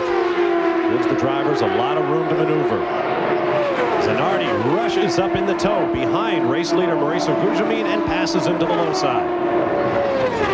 A nice clean pass, about 5 or 8 miles an hour faster going into turn 1. Makes you wonder if it's like Honda power, along with getting a good draft going into the turn. Jan Bikas in the pits. While you're looking at Mauricio Gugelmin, I can tell you that judging by what we can see how many laps they've run, everyone here on pit road thinks that you can't run more than 38 to 40 laps. He just gets passed by Greg Moore, but he will have to slide down into pit lane in less than 5 laps. At the moment, we're working lap number 37. They say 38 to 40 is about all you can do, but of course you have to add in a little for the yellow flag period. Thanks very much, Jan. There you see lap time comparisons for Greg Moore. Lap speeds, I should say. Tremendous speed, calling for the utmost in concentration. Here's our EDS timing and scoring. Gugelmin and Zanardi. Now Gugelmin about to come under fire from Jimmy Vasser. And that would be for 3rd place. All these guys knowing they got a long race to run. Sit back, pick your time, don't get too excited. Don't find yourself on the high side of a competitor when you're coming out of the turns, either 2 or 4, and get pinched against the wall. That's the danger zones that are around here. Sometimes a car can be trying to pass you and be up in the blind spot, run you high up into the grade, into the wall. A little bit too early to be taking any chances like that at this time. Here comes Vasser on the high side, then he ducks out of it. Well, no sooner said than done, and that's the key thing. And Jimmy's very smart. He'll just sit back and take another run out of here. We've got a slow car in the backstretch. And maybe Raul Bueso's car, the Brahma Sports. Ford-powered Reynard. Raul slowed down after that very first yellow. He's back about 15th spot right now. It looks like he's going to head into the pits to get some service. Right with Gilles de Ferran, presently shown in 6th spot. Race leader Zanardi on the left. Now the 17 car of Mauricio Gugelmin is slowing. That's his teammate Mark Blundell going by him. Blundell running 5th right now. The best runs he's had thus far in his very young IndyCar career. And de Ferran moves up behind Gugelmin. No question, Gugelmin is slowing. De Ferran just blows by him on the banking. There's Emerson Fittipaldi's car in the pits. Looks like they elected to leave the same tires on the car, did a wing adjustment on the front.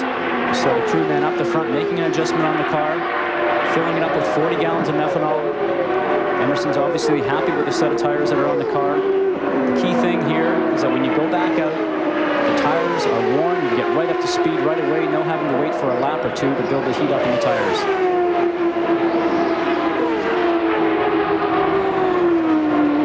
Look at Alex Zanardi, the Italian who started so strongly in IndyCar this year. He lost a wheel off the car in Miami, and that led him to crash. Took the pole at Rio. He has run strongly everywhere. This is his first visit to a super speedway oval. He is doing really well.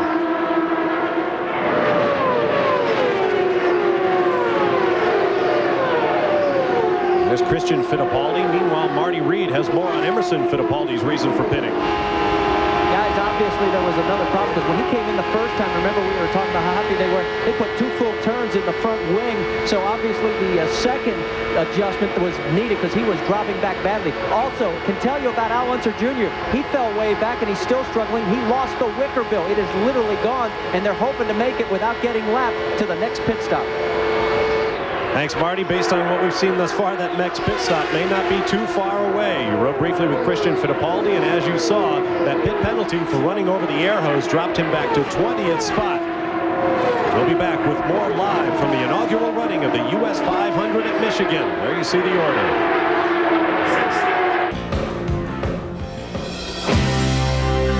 There is the Vanderbilt Trophy, first introduced in 1904 by William K. Vanderbilt to attract the best drivers and cars in the world to America, and it was eminently successful. It was no longer awarded in the late 1930s, but now in 1996 it is back. 3 feet tall, holds 10.5 gallons of champagne, I am told. We'll find out later today when someone wins the inaugural running of the U.S. 500. Bob Varsha, along with Scott Goodyear, glad to have you with us. There is Juan Manuel Fangio II, who slowed on the backstretch with that Toyota-powered All-American Racers Eagle Mark V chassis, and this was the problem on the backstretch as Fangio slowed, put his arm in the air, and everyone took evasive action. It appears he lost the drive. Marty Reed, what can you tell us? As far as Fangio's concerned, they've got an electrical problem, so we're hoping he was going to make it back in, but obviously that's not going to be the case. You know, Dan Gurney said that this was going to be a character-building year. At the rate they're going, he's just one step below the Pope right now. Well, the folks from All-American Racers and Toyota will tell you they are developing the entire engine and chassis combination. Here at Michigan, we have 49 laps complete. We are under a yellow. The pits are now open. The lead lap cars will be allowed to pit, and then the lapped machines. Our EDS timing and scoring shows 17 cars on the lead lap. The last 2 cars in that line, Al Unser Jr. and Paul Tracy in the Marlboro Penske Mercedes-Benz machines, who ride with Robbie Gordon.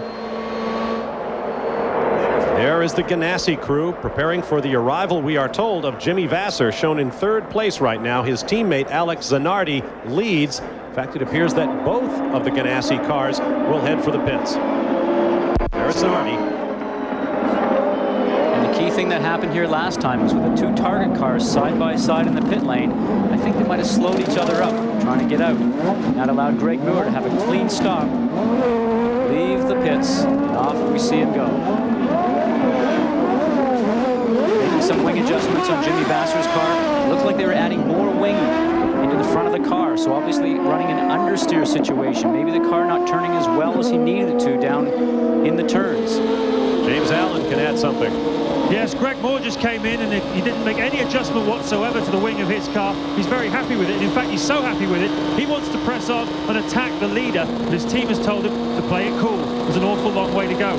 Paul Tracy had 2 turns of front wing. He's got a massive oversteer problem at the moment, and he's still very unhappy with it. And on the Michael Andretti front, well, think about Nazareth, guys. He stalled in the pit lane, but then again, he went on to win the race. Michael Andretti's still in the hunt. Thanks, James. From high overhead, the Budweiser blimp is joining us today over the U.S. 500. The Bud 1 travels the country as the aerial ambassador for Anheuser-Busch, and we're glad to have them with us on this historic day. Ooh, that looked a little close. Crowded skies over Michigan International Speedway. There is Michael Andretti, presently shown in the 4th spot. The pits are now open for the lapped cars. There is Christian Fittipaldi with the Newman Haas car.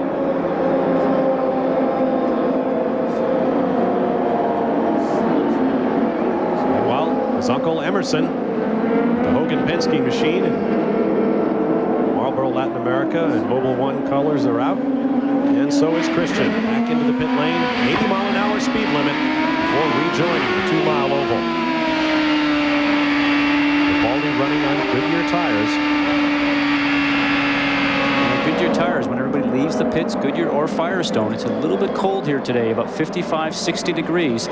Temperatures are a little chilly for the tires, so when the guys are leaving the pits, they want to make sure that the cars are going to get warmed up with their tire temperatures so they don't have any problems like we saw in the restart. Now this was the crash that opened our day here at Michigan as Jimmy Vasser and Adrian Fernandez got together. Complete chaos resulted. Approximately 12 cars involved. Fortunately, no one hurt, and perhaps most miraculously of all, virtually every car save one, that of Adrian Fernandez, who was on the front row and made the initial contact with Jimmy Vasser right there. There is Fernandez. They were unable to get that car or its backup into the race for the Mexican driver. There's Brian Herta's car, perhaps the single most damaged machine, as he was pinched up against that wall. And this look as they approach. Vasser down low, Fernandez next to him on the front row. You'll see a puff of smoke right there. And then it's an all skate. You see the guys in the second row really have nowhere to go. No chance to save the car. Traveling at that speed, all you can do is hope that you get through the debris. You see Raul Buesel's car in the Brahma Sports Team pit, the defending team champions in IndyCar. Under the stewardship of Barry Green, his brother Kim. They allowed me to sit in that car a day or so ago, and it was remarkable to me to sit there and see the tremendous field of view that these drivers have and how close those front wheels are to the driver compartment. James Allen has something for us from the pits. Yeah, it seems Robbie Gordon, a very strange incident. He came in for a stop, but he was too far away from the pit wall for the fuel hose to reach, so he had to go back out again without having taken on any more fuel. I'll follow that up for you guys. Now we have our double file restart. Alex Zanardi up high, leading the cars on the lead lap. The pace car has not come in, so it appears that we will get one more lap. Yes, we have the crossed green and yellow flags right there. And that means there will be one lap to green. Keep in mind, these drivers reacting to these double file restarts and various pit rule changes for the first time, and thus far things have gone very, very well. Jan Bikus. Just a quick update on the Target Ganassi team when they came in to make their stop. Scott Goodyear, you called it right on. You watched the front wing adjustments on both of the cars. Jimmy Vasser got one turn of wing. He had quite a bit of push. Alex Zanardi, on the other hand, had only a half a turn of wing. So at the moment, Zanardi, not quite as much push, but now they seem as though they're equalized. And thanks, Jan. As we get set for the restart, let's talk about the mechanical lineup. And it is diverse. Up front, we have a Honda Lola on Firestone tires, a Mercedes Reynard on Firestones, a Honda Lola again on Firestones. Those are the Zanardi and Vasser cars, and a Ford Cosworth with Goodyears and a Honda Lola on Firestones. Goodyear, in fact, has produced over 30,000 tires for the various worldwide racing activities of that giant company. It has been a very busy month of May for them. Now, Alex Zanardi gets a great run off the corner. Greg Moore is going to have to hustle to catch him, and he won't do it as they flash across the start-finish line. In fact, Jimmy Vasser right there behind Moore. Jimmy trying to get a toe on Greg to get underneath or around the top of him in turns 1 and 2. We heard from the pit reporters earlier on that Greg wants to go after the leaders, but there's no need to do that right now. We're just 1/5 of the way into the race. Got a long ways to go. Best thing to do, and it's hard to do when you're here for the very first time, is just sit back for 450 miles, get the car working perfectly for you, get good clean pit stops, keep away from any debris on the racetrack, and be there to get ready to go racing for that last, most important 50 miles. Greg Moore had a terrific race in our most recent round at Nazareth, Pennsylvania, as you watch Andre Ribeiro, winner of the debut of the IndyCars in Rio de Janeiro earlier this year. He is closing up. Remember, Ribeiro also took a hard lick in the wall in that crash before the green flag. The crew has his backup out there, and it's running very well. There's Michael Andretti down low. Bobby Rahal up high. Rahal shown in 6th spot. Andretti in 8th. He must be 7th now, so they have dealt with Gilles de Ferran. Andretti right up behind Rahal as the two veterans come down to the start-finish line. And Michael going to that Andretti low line. As we talked about a little bit earlier, Mario always liked it down there. Rahal running in the middle of the track. And now it's going to be a race down to turn 3. Just horsepower is going to play the part here. Zanardi going down underneath Jimmy Vasser. Excuse me, Ribeiro. I beg your pardon. That was for 3rd place. Cars still tightly bunched. Imagine the turbulence from the driver's cockpit with that many cars running that close together at these speeds. Greg Moore up high. Vasser chooses to stay low. Ribeiro behind him. Behind Ribeiro, Mark Blundell, the Englishman, over from Formula One, continuing to have a great run here today. There goes Andretti underneath Rahal. That will put Michael up into the 6th spot, demoting Bobby Rahal to 7th. And this is a great time when you're competing like this and you trust the guy that's beside you. You can run high, you can run low. As we talked about, there's quite a few cars here in the mix. Key thing you do when you turn into a turn is try and look for some clean air. Let the air in front of you, just make sure it's nice and clean, non-disturbed as we call it. You don't want any turbulent air coming off the cars in front of you when you're in the turns. That's the opposite of what you're looking for when you're going down the straight, because you want to run in the draft of the car in front of you so you can get a real good run on the competitor up in front and slipstream past him. Rahal looking ahead to Michael Andretti's car as they go under the flag stand. Meanwhile, here's Robbie Gordon. Gordon shown in the 12th spot. He closes up on Mauricio Gugelmin for 11th.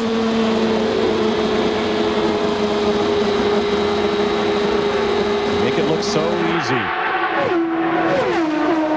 That was a nice move by Robbie. He snuck underneath some wheel-to-wheel competition, and he just pushed Mauricio just up in the upper line, and he took the air away from him as he exited turn 2. Good example there, more aerodynamics. You saw Gugelmin slip out of the slipstream, and Roberto Romano immediately closed up on him. That allows Robbie Gordon a little breathing room. He tries to work his way back up to the top 10. Sky is darkening just that little bit in the afternoon here in Michigan. Plenty more still to come from the inaugural running of the U.S. 500. Stay with us. If you'd like to recall all the excitement of the inaugural running of the U.S. 500, and there's been plenty of it, you can get your own collectible home video version of the race by calling 1-800-760-6667. The price is $19.98 plus $3 shipping. Get yours today.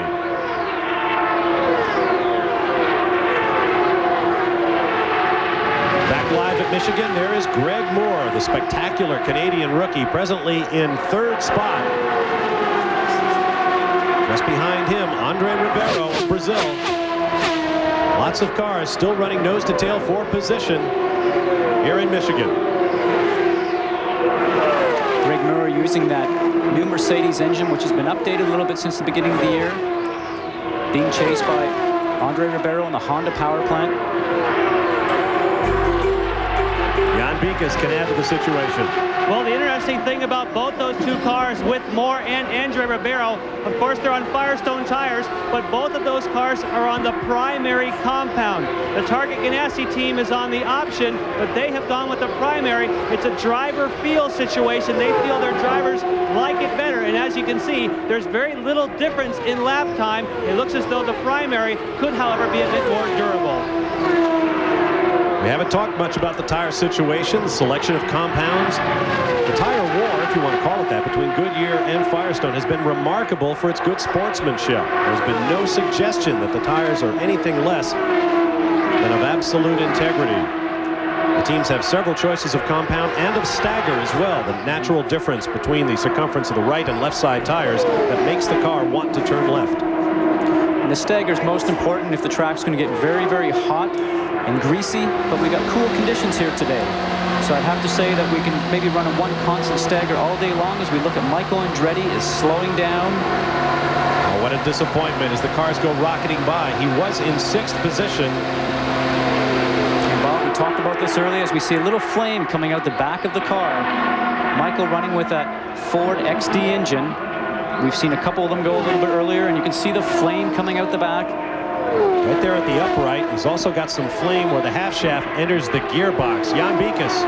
Well, we're standing down here in the Newman Haas, and they're doing the same thing that we are. They are looking at the monitor to try and find out exactly what happens. We are going to try and get in and get the information. Of course, we feel at the moment it might be engine, but we don't want to speculate. We'll get back with you with the exact cause in a moment. There you see Mario Andretti. If you were with us for our coverage of qualifying, you recall he made some laps of this racetrack in a close group of cars, carrying an IMAX movie camera in preparation for a movie about the art and science of IndyCar racing, scheduled to debut next spring. Mario said he has had a tremendous time driving that camera car.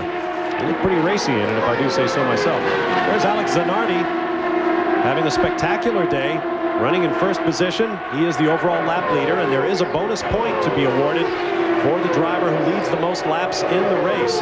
His teammate, Jimmy Vasser, took pole for this race, picking up a bonus point, which put him 21 points ahead of the second man in points coming in as you look at Vasser.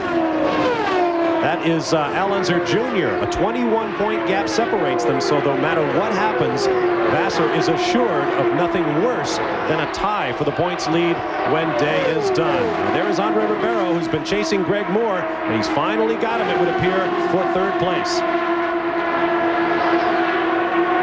Using slower traffic to force Moore behind him. It's Emerson Fittipaldi in the red car up high. Now Moore counterattacks. Meanwhile, Al Unser Jr. is in the pits and James Allen is there. Yeah, Al Unser Jr. making another stop. Last time he came in, he took a couple of turns. Unhappy, as was Paul Tracy earlier on, with an oversteer problem. This time, obviously, no problems at all. No adjustment to the front wing, and Al Jr. is back in the race. Thank you, James. Now, the battle has cooled just a bit between Andre Ribeiro on the left, Greg Moore on the right. Moore in his very first Super Speedway start.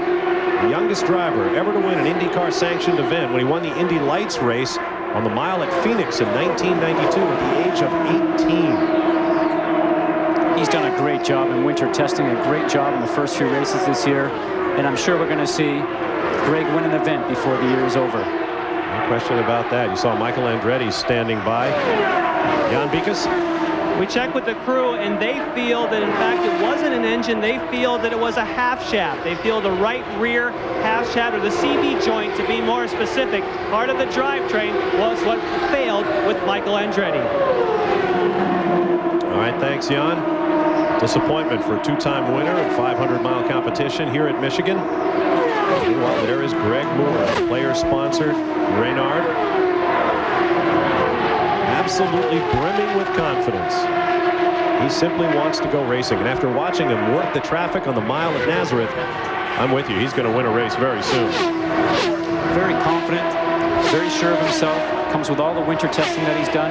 They got a good team behind him, good sponsorship. And he comes off a season of winning more Indy Lights races than anybody else in the past. He's done just a great job all year long. And I'm sure he'll be standing, as we mentioned, in the center position on the podium before the year is over. There is Gilles de Ferran. He is in 6th position right now. And here comes Brian Herta, being followed by his team owner and teammate, Bobby Rahal. The only owner third driver in IndyCar competition. This is for 7th place. The two teammates going at it for position as you ride with Ray Hall in the Miller car.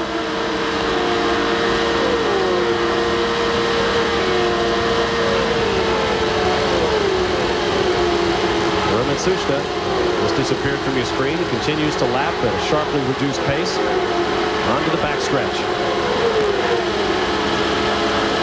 This is a great shot. When you think about the speed the cars turn at this particular track, they go the length of a football field in less than a second. That would get you to work very quickly in the morning. Now does Robbie Gordon have a problem? He's down to the inside. You see the cars going by. Well, if he was coming in the pits, he'd run a little bit stronger, a little bit harder into turn 3 than what we see right here.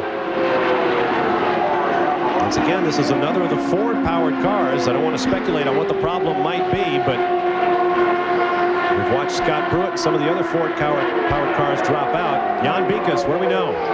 Tell you that as far as the Ford Cosworth engineers, they feel it's the alternator. Of course, they have telemetry. They can read those type of things. So Robbie Gordon, if he can make it back, yes, here he is. Robbie Gordon comes to a stop. They are going to try and change. Well, they can't change an alternator. They don't have time, but maybe they can do it with the battery or change some of the other electrics underneath the cowling. But I would have to say it's going to be a long stop for Robbie Gordon.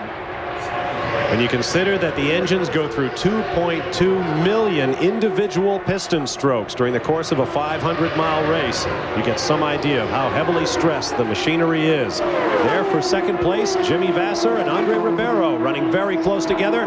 Ribeiro, can he get him? Coming onto the backstretch, no. He slips back into the toe. Looks for another shot at the reigning points leader in IndyCar competition, Jimmy Vasser, winner of 3 of the first 5 races this year. In fact, he won 3 of the first 4, the first driver since Mario Andretti in 1985 to accomplish that feat. And you see their relative speeds. So Ribeiro is definitely closed up. He's moving along at a much bigger clip. See the different lines those two drivers are taking. Vasser being able to run more of a bowl line going through turns 1 and 2. Ribeiro using up a little bit more racetrack, as we call it, running a high line. High on the entrance, getting low in the center, trying to get a run off the turn, and running high on the exit. Two very similar cars. Reynards with Honda Power and Firestone Tire. The battle is for second.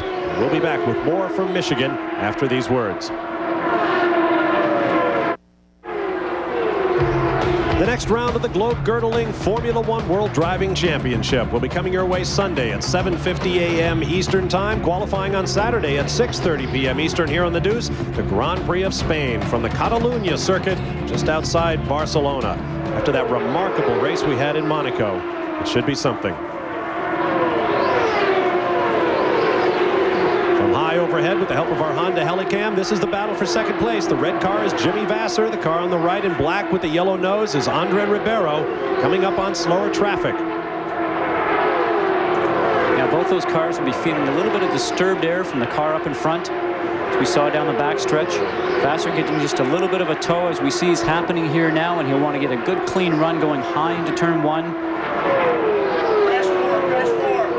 We have action down in turn 4. A car up against the wall. I believe that's Gary Bettenhausen, who made his return to this series for the first time since the Indy 500 in 1993, driving a 1994 Penske chassis with contemporary Mercedes-Benz V8 power. And as you can see, he has made hard contact with the right side.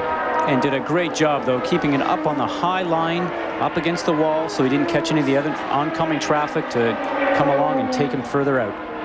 Ironic that one of the great names in Indianapolis history is here at Michigan this weekend. And his experience showed in the way he handled that incident. He had just 18 laps in the car due to various mechanical difficulties, including his qualifying laps. There you see Gary sitting in the machine, waiting for help.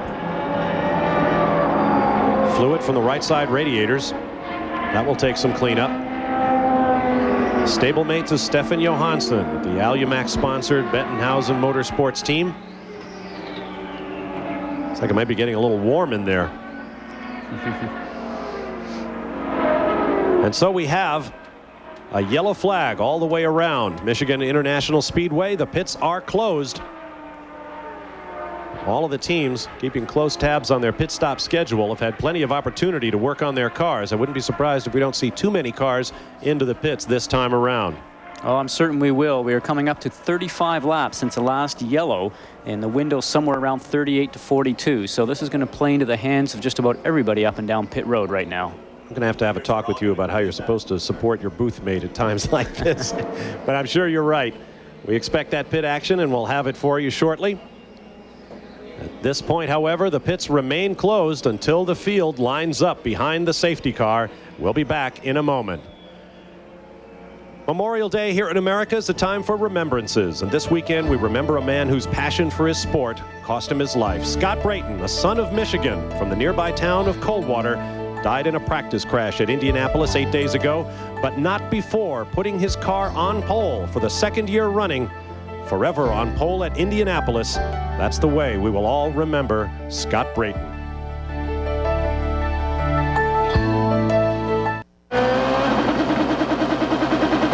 Welcome back to Michigan. You ride with Gilles de Ferran as the pits are now open. Pit activity continues. I'm Bob Varsha along with Scott Goodyear. James Allen, Marty Reed, and Jan Bikas are in the pits as our live coverage continues of the inaugural running of the U.S. 500.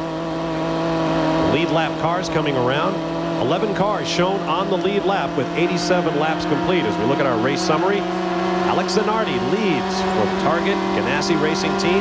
Average speed of the event thus far, 166 miles an hour. Keep in mind we had 2 starts for this race. 5 leaders, 4 lead changes, 5 cautions, including 1 red flag at the beginning of the day for a spectacular crash that caused a full restart.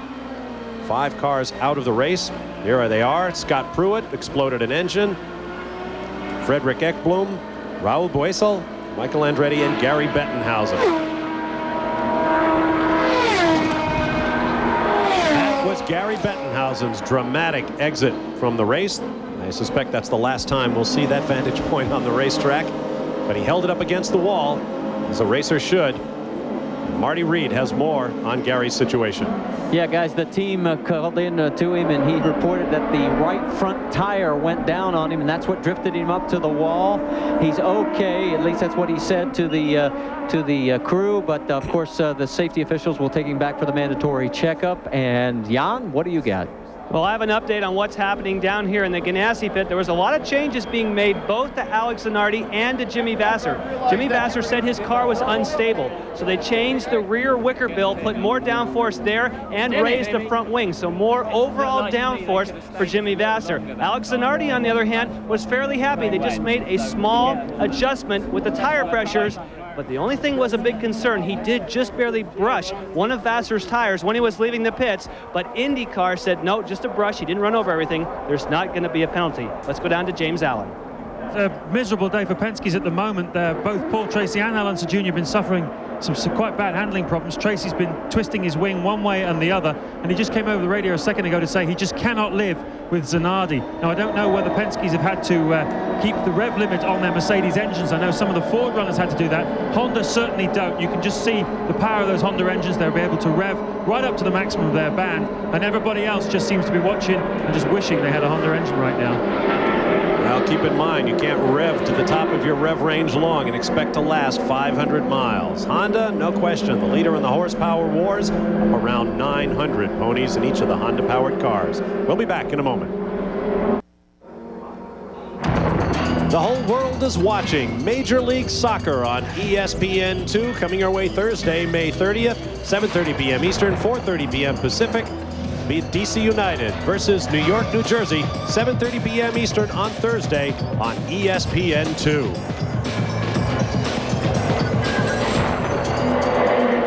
Welcome back to Michigan.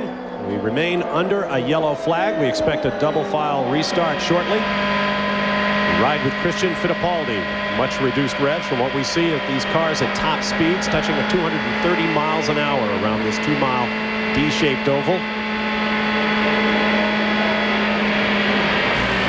Pit stops completed for most of the cars at this point. There's a look at our running order with 88 laps complete. Alex Zanardi led the most laps thus far. Greg Moore just behind him in second. Then Andre Ribeiro, Jimmy Vasser, Mark Blundell, Gilles de Ferran, Parker Johnstone, Brian Herta, Mauricio Gugelmin, and Bobby Rahal round out the top 5. See the field snaking through the side of Gary Bettenhausen's contact with the wall. He is out and okay. There you see the cars out of the race at this point. Gary Bettenhausen, of course, Juan Fangio, Michael Andretti. Hiro Matsushita has been warned that he is traveling too slowly on the racing line. Let's get down to Jan Bikas. In the Ganassi pits, what they are doing with Alex Zanardi is they have noticed he's been getting awfully close to Jimmy Vassar's pit. So they are actually changing the tape marks down here at the moment to move him back a few inches to be sure that not only does he line up with the fuel tank, but it gives him a few more inches to actually get out of the pits. I mentioned last time when he left here, he just brushed the rear wheel of Jimmy Vasser after that had been changed. Now, of course, he used all the steering lock he had, so the crew has decided to move him back just a few inches. I suppose that's one of the downside risks under the new pit rules, which bring in all of the cars on the same lap at the same time, is that you don't have time to space your cars. You have two cars out there. You want to get them both in at the same time so as to get them back out and still maintain positions. That's certainly a downside, because especially when two guys are running up front like both Jimmy and Alex are, you have nothing but any choice in the world to bring them both in at the same time, because you can't play favoritism. Now, for those of you who are just joining us, we were about an hour late getting underway, and this was the reason. The cars on the left of your screen, the front row of Vasser, Fernandez, and Herta coming around to take the green. Fernandez and Vasser got together, and a melee ensued that damaged at least 12 cars in the field. No one hurt, but we had a lengthy red flag while the field reformed in backup cars or repaired race cars, with the exception of Fernandez. You look from Michael Andretti's car as he works his way through debris flying in every direction.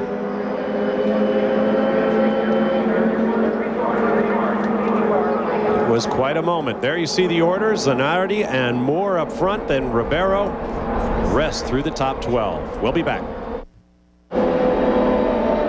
Back at Michigan, there is Mauricio Gugelmin, showed in 11th place before he came through the pits and exceeded the 80-mile-an-hour speed limit. So in our first test of the new pit lane violation system, he moves to the back of the lead lap line as we prepare for the green flag. Down to James Allen for an update on our leader. Well, Bob, Alex Zanardi's been told to turn his boost down 2 clicks. Now, I can't believe that anyone would really be worried about fuel at this point, but obviously Zanardi has been running pretty hard, and the team just trying to be a little bit conservative. Zanardi quite a hot foot, and of course he's got another hot foot behind him in Greg Moore, so maybe this will give Moore the opportunity he was looking for to go for the lead. The whole thing of being out of sequence has really benefited Mark Blundell. He had one stop only up until that last yellow, and he's still running in 5th place, by far and away his best performance of the year. It's great to see a British guy up there. Let's go down to Jan. Well, to further update what's happening with the Zanardi situation, remember, sometimes they turn the boost down not to lower it, but because they have telemetry to know if they might be slightly popping the valve. So it doesn't necessarily mean that they are saving fuel. Now, a quick update on Robbie Gordon. He has been in here a couple of times. They still know by the telemetry that they are low on voltage, but they think there might be another problem as well. They don't have anything else they can change. They've changed everything possible. We're just going to let Robbie Gordon go and see what happens. There you see Derek Walker mulling strategy the rest of the way. One of his team cars for Frederick Ekblom, replacing my booth colleague Scott Goodyear, is already out of the race. Now they must work with Robbie Gordon.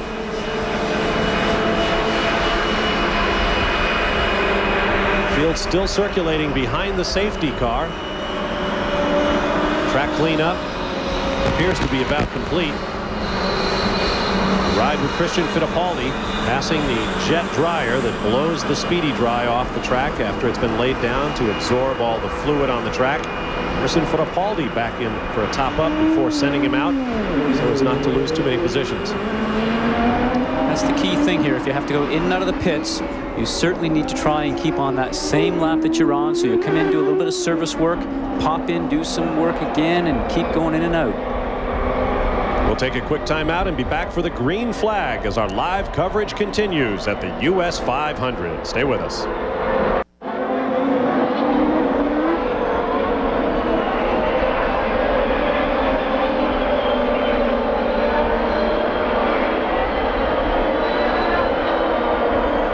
The line of cars on the lead lap, led by race leader Alex Zanardi.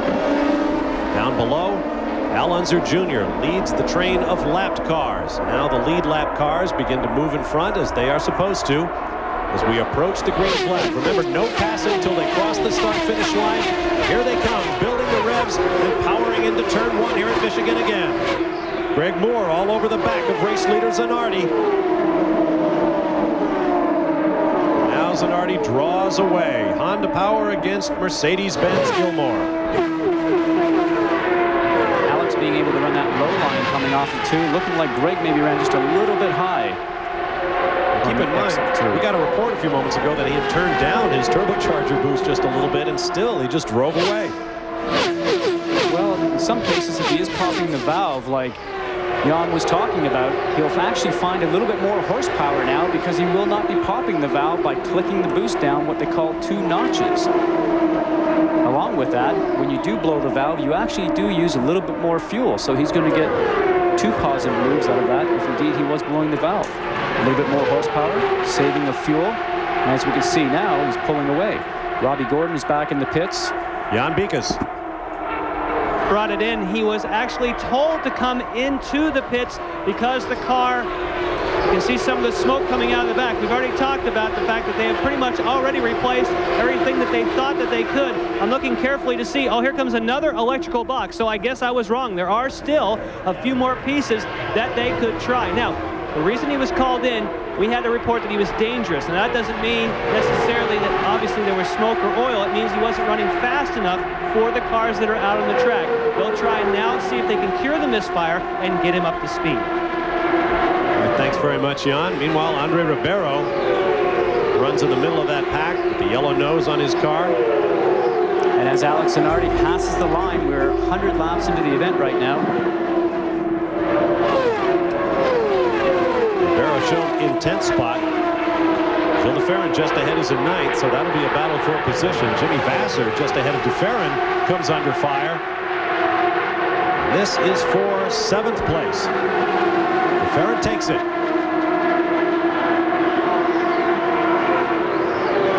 Now you see one of the Penske's moving slowly and being passed. Get a look at which car that is. Ride with Gilles de Ferran looking out the back. I mentioned before the Honda's running with about 900 horsepower. We should point out that with the reduction to 40 inches of boost for this 500-mile race and the extra 100 revs or so they will take out of these cars to last the distance, the Honda probably operating at a little over 800, perhaps 820 horsepower. Still, that is a pretty stout push behind your back. For their part, the Mercedes-Benz engineers feel like they've come to terms with the Honda horsepower. And Ford and Toyota continue their efforts to catch up. It's Mark Blundell down low. It's a comparison of lap speeds. Blundell looks down the inside. Mark Blundell is very forthright in his assessment of what it takes to drive the big ovals in America. He says he has really learned a few things. It's not something that you take with anything less than your full attention. Jan Bikas, what have you got?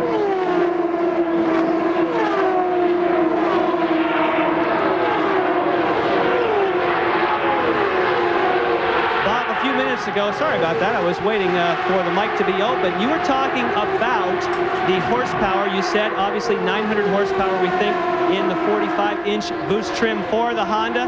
Now, the Honda people feel as though they have an advantage when they're running at 40 inches of boost for 2 reasons. The first reason is they were the first engine manufacturer to have a special program to develop a specific engine just for 40 inches. They did that in 1995. But in 1996, they started a new program to reduce the friction on the engine. Now, that would show more, you would think, at 40 inches of boost as opposed to 45. So the internal parts with less friction seem to be the key to the Honda speed.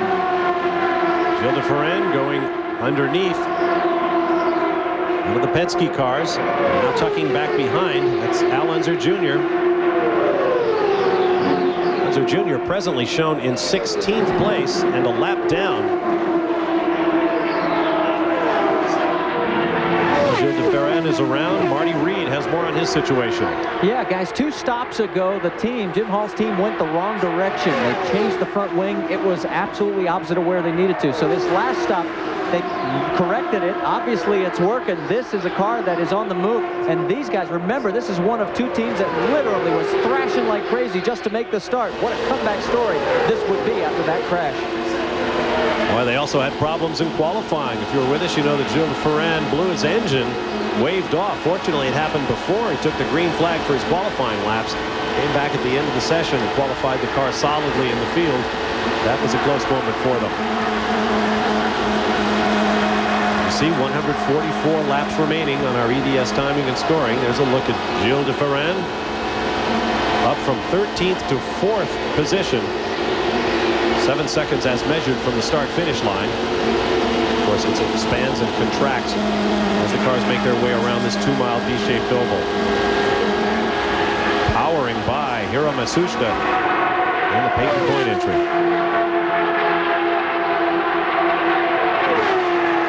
As we were listening to Jan talk about the 40 inches of boost, 40 inches will be what we're going to run at all the tracks next year in 1997 with all the kart races, be it road course, super speedway, or 1-mile track.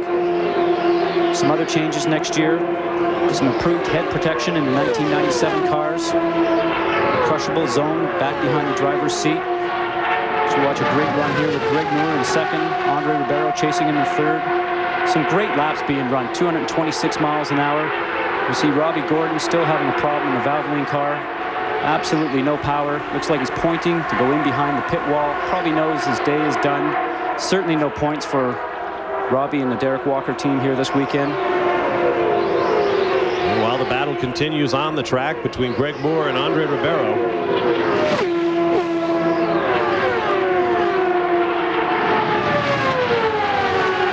Ribeiro absolutely delighted with his victory earlier this year in Brazil. And of course, Rio de Janeiro was in full samba mode after that victory by a native son. Jan Bikas has more. Well, I have some more on Andre Ribeiro. I just spoke with Steve Horn, the team owner, and he said, Jan, remember, this car has never been run here. The last time we ran it was on a road course at Mid-Ohio testing. They did not run it. They did not shake it down. What they did was they duplicated the settings of the primary car when they had to switch over to the spare after that first lap, or I should say pace lap accident. And at the moment, the reports from Andre Ribeiro is the car is absolutely perfect. They down here are so excited. The only thing they're a little disappointed is that they did not have enough time to get the telemetry onto this car. So at the moment, they've done the old try and true method. They have him call in and read the settings off of the dashboard. All right, thanks, Jan, and that's a big boost for the Tasman International team, considering they weren't able to get Adrian Fernandez back into the race after that big crash at the start. Number 49, Parker Johnstone, now at the 5th spot. Starting the race in 16th after a disappointing qualifying run. They certainly are one of the teams that found some speed over the last couple of weeks here. Absolutely. Parker Johnstone and the Bricks Racing Contech team got no testing here at Michigan after having some crash problems in the early races of the year. They spent a lot of time repairing race cars rather than testing them. So they really had to roll the dice. They weren't as fast as they wanted in qualifying, but they are one of the teams that found something. Went and tested at Milwaukee on the oval there before coming back here. And they are one of the teams that picked up tremendous speed, running very competitively in the final days of practice before this inaugural U.S. 500. Parker Johnstone being able to run that low line also. I saw him run high a little while ago, and now he's being able to run low. That tells you the car is working very, very well for him. I think we can recall that they also had to make some adjustments to this car, put some other parts on it after that crash. Running in 7th place, Parker Johnstone, the 4th generation rancher from the Pacific Northwest. Zanardi leads. We'll be back to Michigan. ESPN Speed World coverage of the inaugural U.S. 500 is brought to you by Toyota Motorsports. Our minds are always racing. By the Miller Brewing Company, proud sponsor of the Miller Racing Team. We race for beer. And by Firestone, America's tire since 1900. Back live at Michigan, we're watching the battle for 5th place. Jimmy Vasser on the left has it. Parker Johnstone on the right wants it, and he goes underneath the points leader looking for it. He's battle has gone on for several laps now, and Johnstone sweeps around to take 5th place from Vassar. Looks like Jimmy had a little bit of a hiccup there right in the center of turns 3 and 4, because Parker just picked up about 8 or 10 miles an hour and just walked completely past him, and he was trying that low line for about the last 4 or 5 laps and never being able to complete it. Jan Beekes has more on Parker Johnstone's situation. Well, we checked with the team to find out which brand, not the brand, but which compound of the tires he's running. He is running the option compound just like Vassar. Thanks, Jan. Meanwhile, Greg Moore and Andre Ribeiro split a slower car in the battle for 2nd place. Moore has it for the moment. One has to be impressed with the Mercedes power here, being able to run up front all day with the Honda power plants, as Andre Ribeiro tries a lower line this time. And he never seems to be able to complete it. Looks like he might have just a little bit too much drag on the car. And here he goes. He's going to try and get a tow right now. Slipstream's underneath. Nice timing. He's going to have to be able to try to complete it as he goes side by side into turn 1. Andre comes out on top of that one. Brian Herta fired the first shot for Mercedes by qualifying a Mercedes-Benz powered car on the front row for this race. Right now, Greg Moore, the Players-sponsored car for Jerry Forsythe's team, is giving it a good run as well.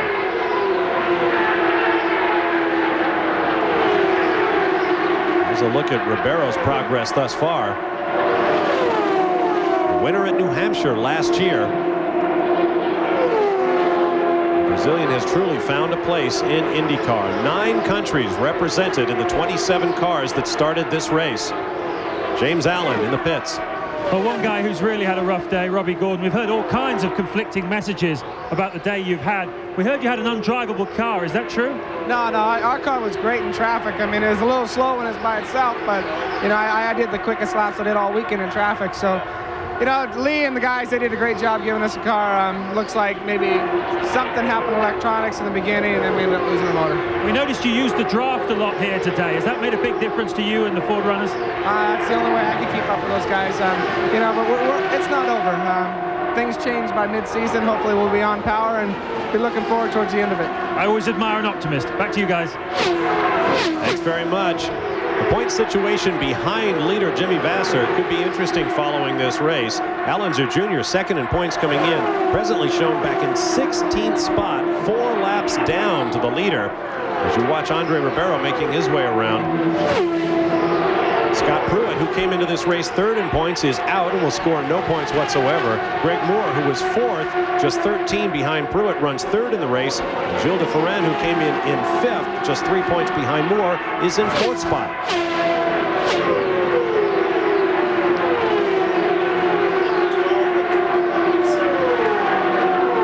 Meanwhile, Alex Zanardi leads away. 126 laps remaining as you watch Ribeiro. Then Greg Moore, 2nd and 3rd. With slower traffic ahead. We've just gone past the halfway mark of the event at 125 laps. Everybody should know just about everything they need to know about the race car at this point in time. The weather conditions do not seem to be changing. They seem to be stable, cooling off maybe just a little bit from what we anticipated a little bit earlier today. But they should have a good understanding of the car. They should have a good understanding of the stagger that they want to use, the wing setups, and how the car reacts in traffic. Everybody should just about be set from here on into the end of the race. Good look there at the huge crowd gathered here at Michigan International Speedway. The Indy cars will be back here later this summer for another epic battle, no doubt. The order is Zanardi, Ribeiro, Moore, de Ferran, Johnstone, Vassar, Herta, Blundell, Gugelmin, and Rahal, your top 10. You see Allenzer Jr. on our EDS timing and scoring. We'll have to find out what's going on with him. 16th place, 4 laps down. His teammate Paul Tracy is 14th and 2 laps down. So neither of the Marlboro Penske cars that normally run so strongly here having much luck today. Keep in mind, they seem to be substantially undamaged in that melee before the green flag to start this race. Ferran on the left, Parker Johnstone on the right, 4th and 5th. Johnstone crosses the stripe, having taken the position. It'll be Johnstone 4th, dropping de Ferran to 5th. Parker certainly got comfortable in his car after starting 16th, as we mentioned before. He's just marching forward. Seems to be able to run high and low like we talked about before. Parker very much a good thinker. Andre Ribeiro was running second, heading for the pits under green flag conditions. Yellow, yellow, yellow. And now the yellow comes out. So Ribeiro finds himself in an unusual position. I was about to say, I think that's the first green flag stop we were going to see from a leading car all day long, now that we're at the halfway point of this race. But the yellow has now come out and caught Ribeiro in the pits. There's Bobby Rahal. Rahal shown in 10th place. We have a safety vehicle out there. The report is that Bobby Rahal may have nudged the wall. I don't see any obvious damage to the car. There's Rahal slowing. He's being waved past the pace car. Well, we have confirmation that Bobby Rahal, the three-time series champion, did touch the wall. No obvious suspension damage at the front. Doesn't look like it. You can get away with just a graze, as we saw a little bit earlier on. The key thing is that Ribeiro maybe didn't have the greatest timing. Everybody else is going to now start to pit as we're just starting to enter the fuel window for all these guys out here.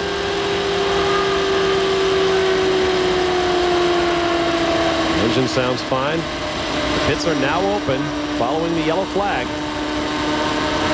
Safety vehicles checking up high for debris. There is Greg Moore's pit. David Letterman, now a minority owner in Bobby Rahal's team. This is his first visit to an IndyCar race as a man with a stake in the action. Now the pit is open and Alex Zanardi, the race leader, is in. There's Greg Moore. His team goes to work. Now keep in mind, you can change positions in the pits. So if Greg Moore can get a good pit stop, get back out, he has a shot at taking the lead away from Alex Zanardi. Jimmy Vasser brings his car in, and Moore is on the move. Some more wing adjustments for Jimmy Vasser. Looks like they're adding some more wing into the front of the car. Must be dealing with an understeer situation. Good quick stop, lighting the tires up as he leaves. There's Rahal. His team taking a close look at the suspension, talking over the radio. Let's get down to Jan Bikas. Just to update, Scott, you were exactly correct. They did put more wing into the front of Jimmy Vasser's car. He's had quite a bit of a pushing condition. Also, this may have worked exactly the way that Andre Ribeiro wanted it to, because with this new format, he should go to the front. Let's get down to Marty. Okay, thanks, Jan. Very disappointed. Bobby Rahal is going to be unplugging and climbing out of the cockpit because it looks like the right rear has got too much damage to it, and they think that was the right rear tire that went down. We'll try and talk to Bobby, find out what happened. There you see Bobby Rahal climbing out, no doubt bitterly disappointed. And you're right, Jan. Andre Ribeiro, I was going to say timed it perfectly. Here's a look first at what happened to Bobby Rahal. Getting high up into the gray section, getting close to the wall. There you go. That's a reasonably hard hit. Got both the front and the rear wheel. Although he did what we call pancake the car. Both the wheels hit flat. You never know if there's some damage to the uprights, the push rods, or the Heim joints on that race car. And maybe not be wanting to drive around here at 230 miles an hour. Here we go again in slow motion. You can see the car's crept up into the gray. That's the magnesium wheel you see the sparks coming from when it makes contact to the cement wall. That's a reasonably hard hit, as you can see his head move about inside the cockpit. Terminal understeer into the wall for Bobby Rahal. There is the running order with 130 laps complete. We'll be back with more from Michigan in just a moment.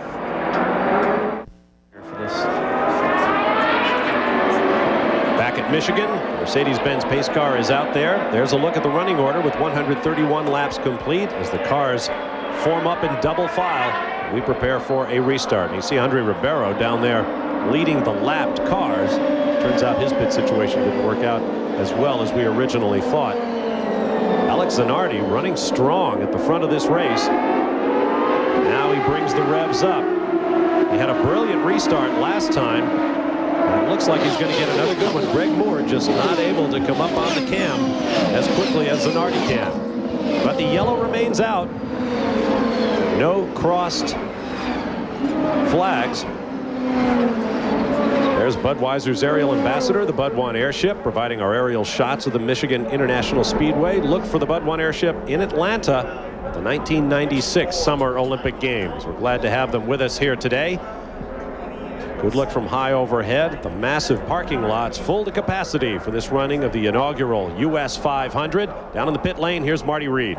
Bobby Rahal checking the board, checking on probably Brian Herta. What happened that put you out? I just was fighting understeer, couldn't get it out, and if I tried to get too much of it out, then it would get loose in traffic at the exits of the corners, and it just pushed. And I was trying to stay ahead of the leaders there, and they just took off on me coming off of 2 and just touched the wall. I mean, hard enough, obviously, to bend it, but fortunately, that was all. You were saying you had it hard on the pedal going into the corner just to get the nose to come down? I was having to touch the brake pedal just to get the nose to come down to keep the center of pressure forward on the car, because we're just a little too light on downforce. And the next stop, we were going to put more front wing in it. Unfortunately, we never got to it. But Brian's doing a good job. It's been a tough day for him so far, and he's doing a super job. So we'll cheer for him now. Bobby Rahal out of this one. Jan Bigas, what you got? Well, there's been a lot of confusion down here in the Tasman pits. We're here with Steve Horn. First of all, we thought your timing at first was perfect, but unfortunately it was just a little bit off of that because the cars went by actually when you were on pit road. At first it looked like you were a complete lap down, but now they've corrected it and put him to the back. What's the situation? Well, obviously we had to stop then. We had no choice, and it was just the luck of the draw. The yellow came out just as we came in the pits. It's a bit of a bad break, but we're still on the lead lap, and the car's running very well, so there's a long way to go yet. Now, this new format and their decision to move him to the back really saved you guys. You still have an opportunity now to work up through. Yeah, I think it's a good format. It makes the racing more exciting, I think, and lets the fans see who's racing, and this is a good example, I think, of how the rule's working. Well, there's still plenty of time to take that spare car up to the front. Thank you. Let's get to James Allen. Well, it's been a real tough day for the Penske team. They just cannot get their cars, any of the 3 of them, into the sweet spot. Emerson Fittipaldi's made 7 stops, and of course the race leader Alex Zanardi's only made 4. Tracy's only made 4 as well. Alonso Jr. made 6 stops. They've been turning the suspension. They've been adjusting the aerofoils up and down each way, and they're just having a really, really tough time. And Marty Reed, what do you got? Well, an update on Gilles de Ferran, because he was in 4th place when they came in, but unfortunately one of the lug nuts just was not going on properly. He ends up backing up 4 spots. He's in 8th. He's going to have to work hard again to get back into that top 5. All right, thank you, gentlemen. I knew it'd be hard to say. The ride with Gilles de Ferran. I may have mentioned earlier that Andre Ribeiro and his teammate Adrian Fernandez were in Reynard chassis. Of course, they are in Lola's. Right now you ride with Gilles de Ferran. Interesting what Bobby Rahal had to say, and it gives you some insight into what it's like to drive these cars, having to tap the brake pedal to try to keep the nose down, fighting that understeer that eventually put him in the wall. Well, exactly, and you do that by keeping your foot completely on the gas, trying to keep the speed and the velocity of the car going as quickly as possible through the turns. And if you just put your foot over to the left foot, your left foot over to the brake and dab the pedal a little bit, sometimes you can get the weight of the car up to the front and make the front of the car hook and get around the turn just a little bit better. It's a very key thing to do at 220 miles an hour as you're tap dancing on the pedals and trying to balance the car by changing the weight distribution by using the brake pedal. A friend of mine, David Hobbs, said a lot of people think racing is just like going to the grocery store, only faster. It's nothing like that at all. What these guys are doing out there really is something special as an athletic exercise. Now, apparently, Andre Ribeiro is not precisely where officials want him to be. There you see him at the back of that picture, going down on the apron and moving forward. So he started at the lead of the lap line of cars. They moved him to the rear of the lead lap line of cars, and now he's changing addresses again. And officials are working on the system. They want to get it completely right. Now, I'm not sure exactly where Andre Ribeiro is going now. Unless he somehow managed to cop a lap in all of that maneuvering, and they want to send him around to put him back on the same fuel mileage system. Jan Bikas, what can you tell us? Well, you're exactly right, Bob. That's what they're going to do. They're going to take Andre Ribeiro, have him pass the entire pack, and then circle all the way around, and then take the position that he had a moment ago at the back of the field. So they will have him now actually make up that lap as opposed to just moving him. Like you said, it makes a big difference potentially at the end with fuel. Okay, Jan. Geez, I did something right today. Suss that one out. Now, Eddie Lawson, who I think I saw at the front of the lapped car line, the 4-time motorcycle champ, apparently has violated the blend line regulations. That is, entering or leaving the pits, getting up too soon or too late. He is going to go to the rear of the line as well. There you see the motorcycle champ driving for Gallus Racing. In his first year in IndyCars, following several campaigns in the Indy Lights Series.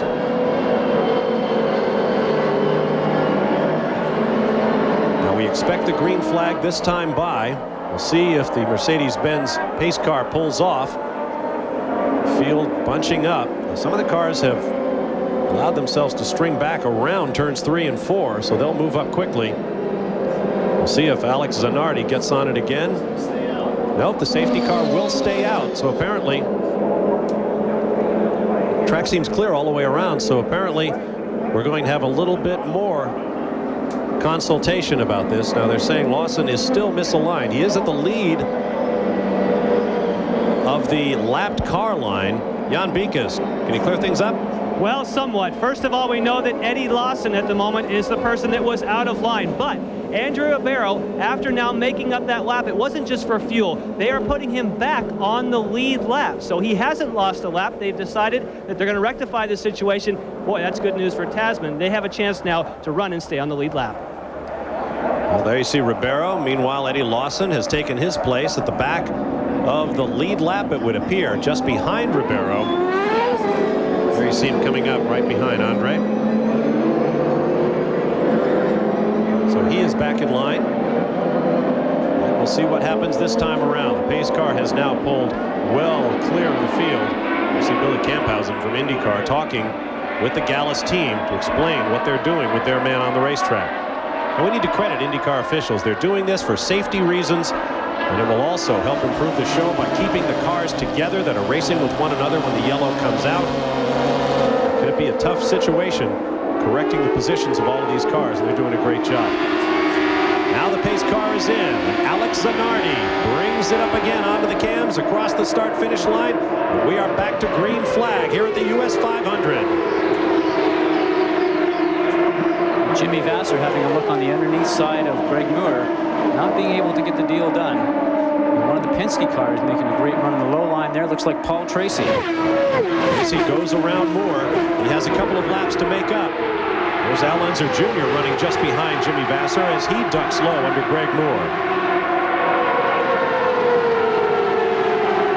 Those are car numbers in parentheses on our EDS timing and scoring to help you identify the cars yourselves. Zanardi, car number 4. You see Parker Johnstone's number 49, Andre Ribeiro's number 31. Take a good look at Greg Moore. Alonso Jr. coming up from behind him. Taking a great shot of speed coming off that number 2 turn. On the exit there, about 225 miles an hour as you come up close to the wall. Quite a thing to do when you're by yourself, but another thing to do when you've got cars in front of you, behind you, and somebody generally beside you, disturbing the air of your own car. I saw from that graphic that Al Unser Jr. started well, but then dropped well back in the field. He remains several laps down at this point. But both he and teammate Paul Tracy appear to be running competitively again. There is still plenty of time to go. 110 laps, 220 miles remain. This inaugural U.S. 500. Roberto Moreno down low, racing with Unser.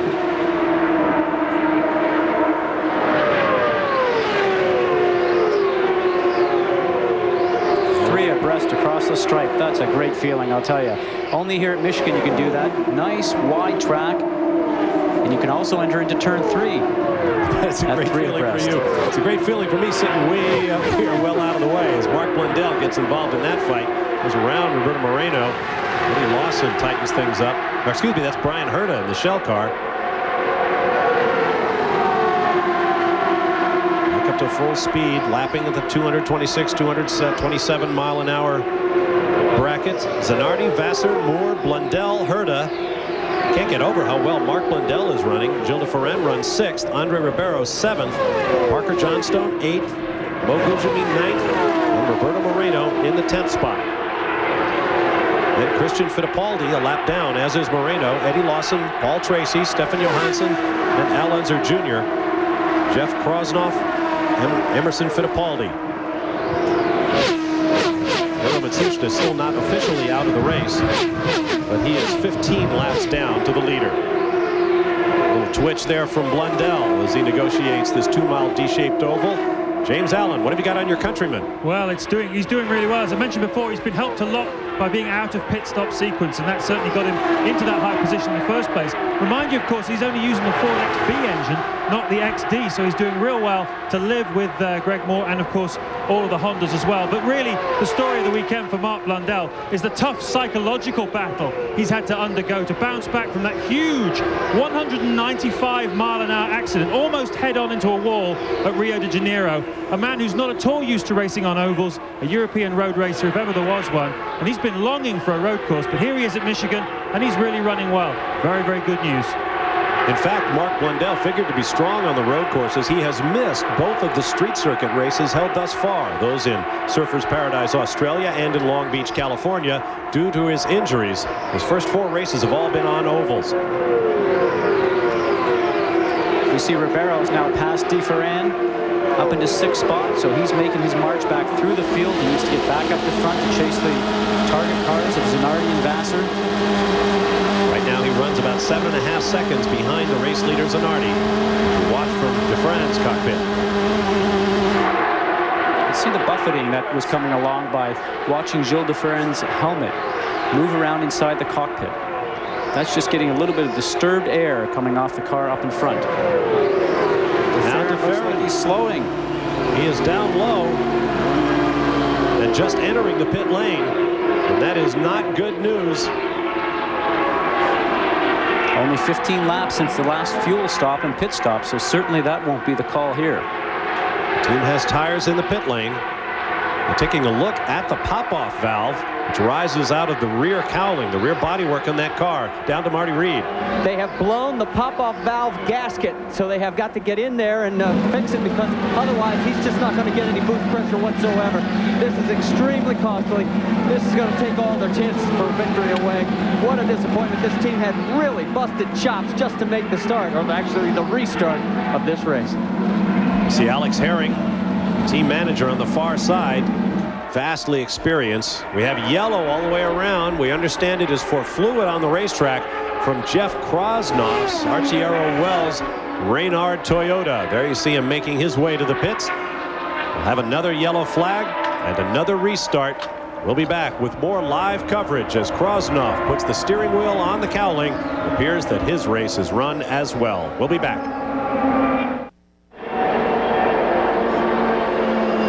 Back at Michigan, there is race leader Alex Zanardi as the safety cars are on the track, and there is Jeff Krosnoff's Reynard with Toyota power being towed behind the wall.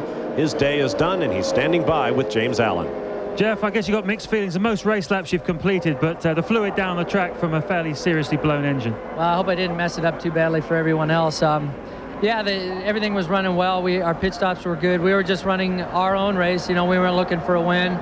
We were going to finish the race and put some more miles on this engine, and it ran well all day, and it just like go unexpectedly, which is just part of the normal development of a brand new motor like Toyota. The learning curve for Toyota continues. Thanks a lot, Jeff. Jeff Krosnoff from La Cañada, California. His shot at $1 million at the U.S. 500 is now gone. There's Al Unser Jr. undergoing service in the Penske pits. 96 Penske Mercedes-Benz and Marlboro colors, the most recognized trademark in the world. Right now, let's go to ESPN Central for this update from Brett Haber. Brett, take it away. Okay, Bob, thanks very much. As the cars come into pit, change rubber, and get themselves together, we are going to take this opportunity to take a break. When we come back, we'll update you on some of the sports news of the day and some highlights from around the major leagues and around the playoffs in the NBA and NHL right after this.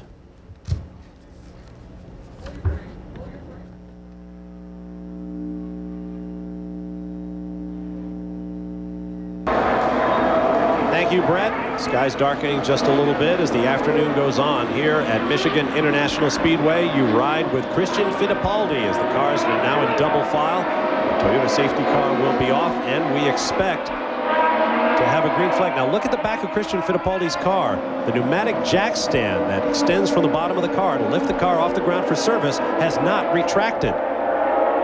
Now what can happen with that quite quickly is he can go over a bump and that will shoot itself back up into its position, or he'll go over a bump and it will completely break off. I had that here back in 1992 as we've now hit the green flag, and Zanardi fast across the stripe being chased by his teammate Jimmy Vasser as they hustle into turn 1. 3 wide down into turn 1. It was that Fittipaldi who went down low all the way under the white line to make up a position. The order is Zanardi, Vasser, Moore, Blundell, and Ribeiro. Christian Fittipaldi shown in 9th place and 1 lap down, so he would want to hustle because that was his best opportunity to get that lap back. Less than 100 laps remaining. We look there at Paul Tracy with Christian just behind him. Gilles de Ferran, who had that problem, has lost 5 laps in the pits. And we understand that it was a hose to the turbo unit. Possibly the same problem that cost him a sure victory back at Long Beach.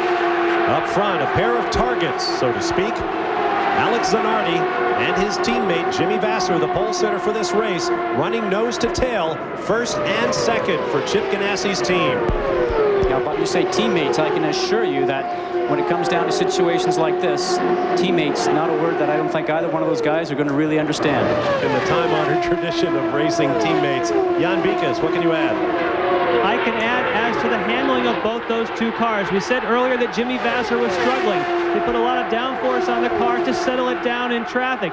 Now they have got the handling where they want it by working with tire pressures, and now they feel that Jimmy Vasser is just carrying a little bit too much drag. So watch him follow Zanardi. He seems as though he does fine in the draft, but if he gets on his own, he can't run quite as quickly. So the next time they come in the pits, they're going to try and take some of that drag off the car to free him up. But right now, he's a lot happier than he was in the early part of the race. There's Chip Ganassi watching his boys circumnavigate this racetrack. Both cars on Firestone tires. 2 of the 10 cars Firestone supplies in the series. And together they have given Firestone 3 poles, 2 by Vasser, 1 by Zanardi, and 4 victories, 3 by Vasser.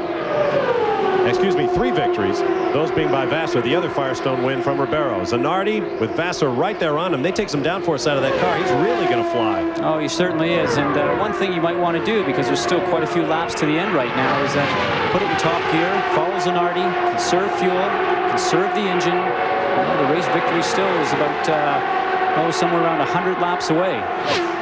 Long way still to be run, but it is amazing what Chip Ganassi has done with his team. He has made some very bold moves, changing engines, changing tires, changing chassis.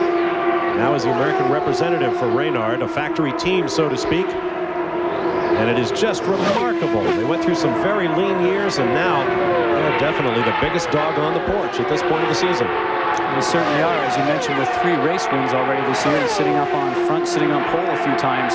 So we see Greg Mueller in that blue and white car, the player's car, being chased by Andre Ribeiro. And Greg has sat there all day, just kept on pushing. 2nd, 3rd, 4th spot, running high, running low, and probably down a little bit of horsepower, very slightly, to the cars in front of him and behind him, being the Honda Power cars. Ribeiro now is going to try and catch up in a tow off of Muir. Credit Ribeiro, that other Firestone winner, for coming back from all of that shuffling during the restart, using the low line. Can't make much of a dent. He'll drift up now, catch that draft. See if he can get a good tow going into turn 1. I think what we're seeing here also is that Andre's having a bit of a hard time even catching up to Moore, even in a tow. Probably a little bit too much drag on that car still, and Greg Moore spins. Spins exiting turn 2. Down on the infield grass with lots of room to slide to a spot. Yeah, and a great job. Hung on to a couple of 360s through the grass, as he talked about earlier on. A little bit of agricultural experience there. Gets it back in the straightaway position, and away he goes. I would say that right rear tire is looking a little questionable right now. He came off of turn 2. Looked like the back end got loose. The pits are closed as the yellow flag waves. Now he's going to have to make a decision whether he's going to stay out or come in. If he comes in, he's going to find himself penalized. Here's a replay. Now with Andre being right behind him on the exit of that turn, might have just taken a little bit of rear air off that wing on the back end of the car. What a great job of hanging on to it, though. Here's another look. Just oversteering off of that corner. The back end comes around so quickly. Then a pack of cars arrives on the scene, wondering what happened to create all that blue smoke. Yes, here you go. You can see it. The car is just starting to walk itself out. You can see it's correcting. I saw something flash up from the right rear tone. Exactly. I can see a lot of things going on there, including the cameraman falling down to the ground thinking his day was over. It'll be a combat bonus for our cameraman out there on the backside. Meanwhile, Marty Reed. Well, guys, we have got tires around here everywhere. Everybody trying to take a look. You can see the one that is shredded. It looks like it may have been a tire problem, and the guys are going through it. We'll try and double check. They really aren't quite sure what caused this just yet, but he's already been in and back out. Now, we make fun about our cameraman back there on the back stretch. We should point out that move was out of instinct. He is well protected back there by several barriers to prevent debris moving in his direction. Once again, that spectacular spin. There's a glass shield back there as well. I believe it's made of Lexan, or one of those high-performance products they use for racing windshields for sedans. Look at Moore fighting this car all the way. Once it is gone completely. You probably saw something flash up from the right rear tire as the car started to come around, and that wasn't any metal object or anything of that nature. That looked like it was a tear off from a driver's shield. It just so happens that the two happened to go along at the same time. Mark Clintworth running camera for us on the backside. He can now add another battle decoration. Once again, we are under caution. Pit crews at the ready, as is Jan Bikas. The pit crews, as far as the Ganassi team, have given us the updates, what they're going to change on the cars. They're waving their arms. Alex Zanardi will be here first. There will be no changes. Then with Jimmy Vasser, just as we talked about, they come in side by side. Jimmy Vasser, they will take off the rear wicker bill. They've already flipped up the tab. They're going to first change the tire. Then one of the mechanics will go to the back of the car if they stay with their plan. We're watching. Sure enough, there it goes. The rear wicker is out. That will take some of the downforce. But there's a problem on the right rear. The mechanic says, get it up. Now he gets it tightened, but boy, that cost him some time. Jimmy Vasser has an improved handling car, but he lost a lot here in the pits. And Alex Zanardi had a very long pit stop, just exiting the pits now. As you see Jimmy Vasser making his way along the blend line, he'll be moving back onto the racetrack shortly. Lots of cars went by while the two Target Ganassi Racing teammates sat there in the pit lane. One of those cars I think I saw go by in the background looked like Brian Herta. Looked like he had a good stop. From high overhead, here's another look at that spin for Greg Moore. 220 odd miles an hour, looping it 3, 4, maybe complete revolutions. Marty Reed has more. Well, guys, we were talking to the team, and they checked the tires. It was not a tire problem. They just said that Greg just plain lost it. Now, he did come in while the pits were closed, so he will not be the race leader. He will have to go back to the longest line. James, what you got? Well, here's something you don't see every day. This, as you can see, the jack at the back of Christian Fittipaldi's car has been stuck down. Now, they're just changing the tires, but in a minute, they've got a hacksaw here. They're going to hacksaw the old one off, and they're going to jam a spring up on the inside. You see the mechanic now just checking it, see if there's anything he can do about it. That's why they had to lift it up on the manual jack, but it's back out there. Paul Newman's happy, but well, we wait to see whether or not it'll last. All right, thanks, James.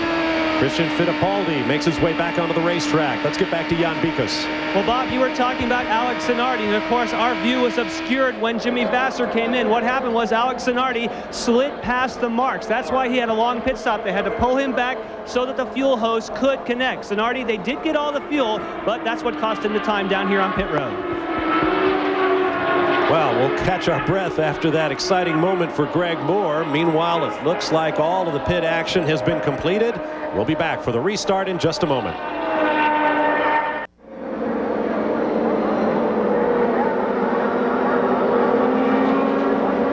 Field, Parker Johnstone is at the head of it.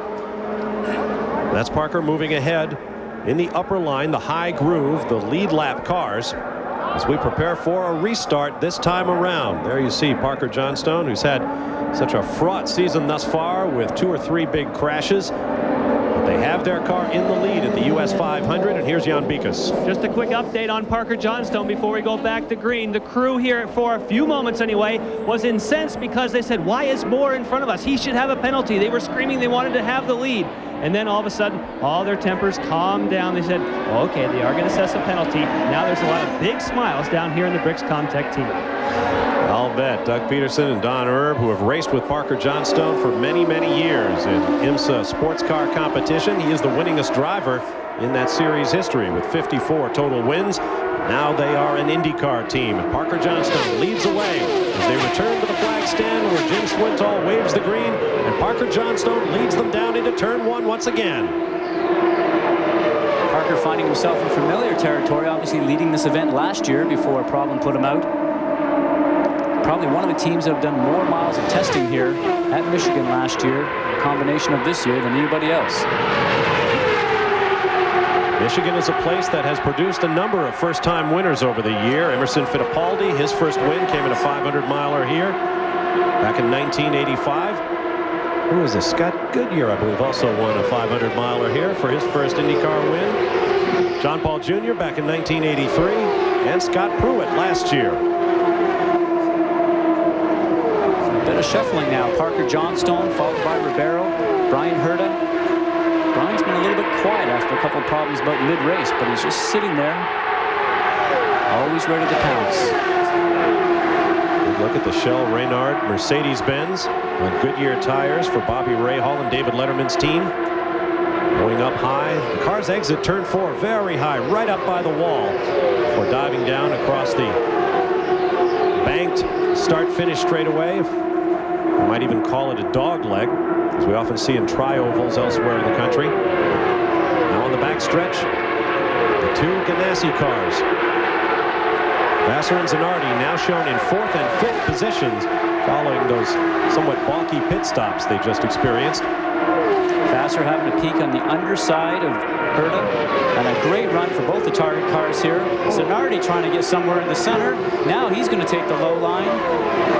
That was close. Oh, man, I think maybe Zanardi just misjudged the room he had ahead of his teammate's Gearbach as he came rushing up from behind. Simply had nowhere to go, and Vassar's pass on Herta kind of stalled out when they were alongside one another. Well, the key thing there, I think, too, is that he's the third guy in the tow, and he's going to start to get that big rush of speed. As we see, looks like he's going to slip right underneath Vassar now, and Vassar's going to take the low line and catch on behind Zanardi. Now they're coming up behind DeFerran, who unfortunately was right there in the hunt of everything until he lost 4 or 5 laps in the pits. Boy, I'll bet that raised the pulse rates in the Ganassi pits. As you see, Zanardi going right by DeFerran, and now here comes Jimmy Vassar. Zanardi up into the 3rd spot behind Parker Johnstone and Andre Ribeiro. And there once again, looking back from the Pennzoil car of DeFerran, Jimmy Vassar poking his nose up the outside now. Now don't forget, in the pits they have the monitors just like we're seeing right now, like you're seeing at home. Chip Ganassi, Joe Montana are watching their guys do battle on the racetrack, watching the same view as you and I.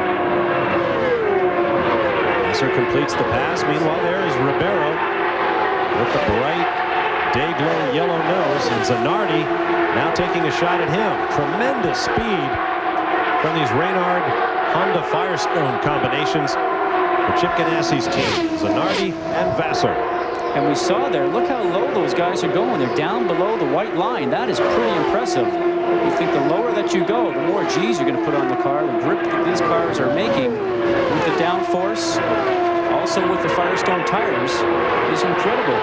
Also, the last lap, 232 miles an hour. That's qualifying speed, Bob. Absolutely. Zanardi just flying around this racetrack. Jan, what's going on? Well, Zanardi is flying, but Ribeiro is having some handling problems. And think also that the Tasman team decided to go with the primary tires, which is a little bit harder. Vassar now is going to take and also take advantage of the fact that he's on the softer option Firestones. Both those two cars you just saw are on Firestones, but the option being grippier in this cooler weather seems really to be playing now to the speed.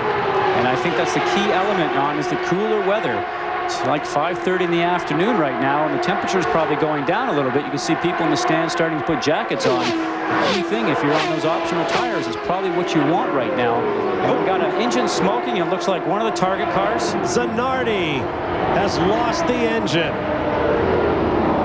And that is a rarity for a Honda engine, but I think we saw that those guys were running laps at 232 miles per hour. And that will bring out the yellow once again. Zanardi got it down low on the racetrack very quickly. But the safety crews are going to go out and have a look as he pulls the car onto the grass. The 500 miles have taken another toll. There's Chip Ganassi on the right, Mo Nunn on the left. Sort of a rueful smile from Chip Ganassi. He's been there a long time, seen the good and the bad in the sport. The guys ran it hard, and look at the amount of smoke he sends wafting up. And you won't find a mosquito here at Michigan International for a couple of weeks. That's that, I think he said. So Alex Zanardi learns the hard lessons of running 500 miles here at Michigan. He is out of the car. Meanwhile, Parker Johnstone, also running with Honda power, also in a Reynard chassis, leads away. We'll be back for more from Michigan. The U.S. 500 continues.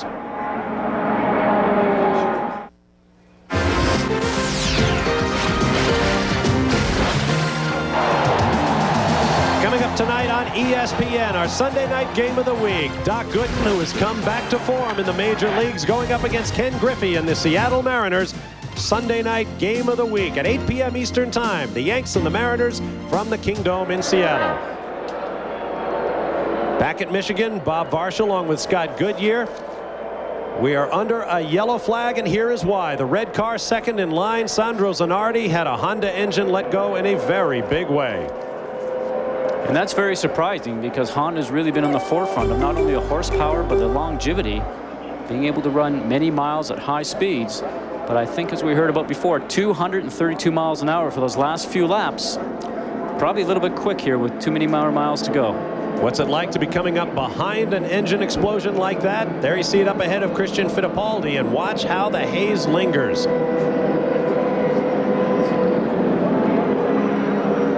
Now somebody's slowing down, and he's just taking. Oh, God, was so close with Greg Muir, so close. Oh my, we almost had a much more serious incident. Jan Bikas.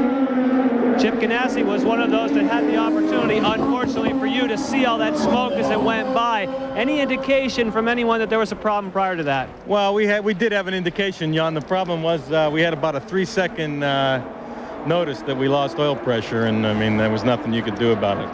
But you still have another car in the field, so you can still have a smile knowing that. And also, Jimmy Vasser, the first thing he did was call in and say what great racing that was and congratulated this side of the team. No question. I think Alex had him covered today, and I'll tell you, this has to be the major disappointment of the season so far. Hopefully we got, I don't know, about 60 laps to go. We can make something of it here. We got another car.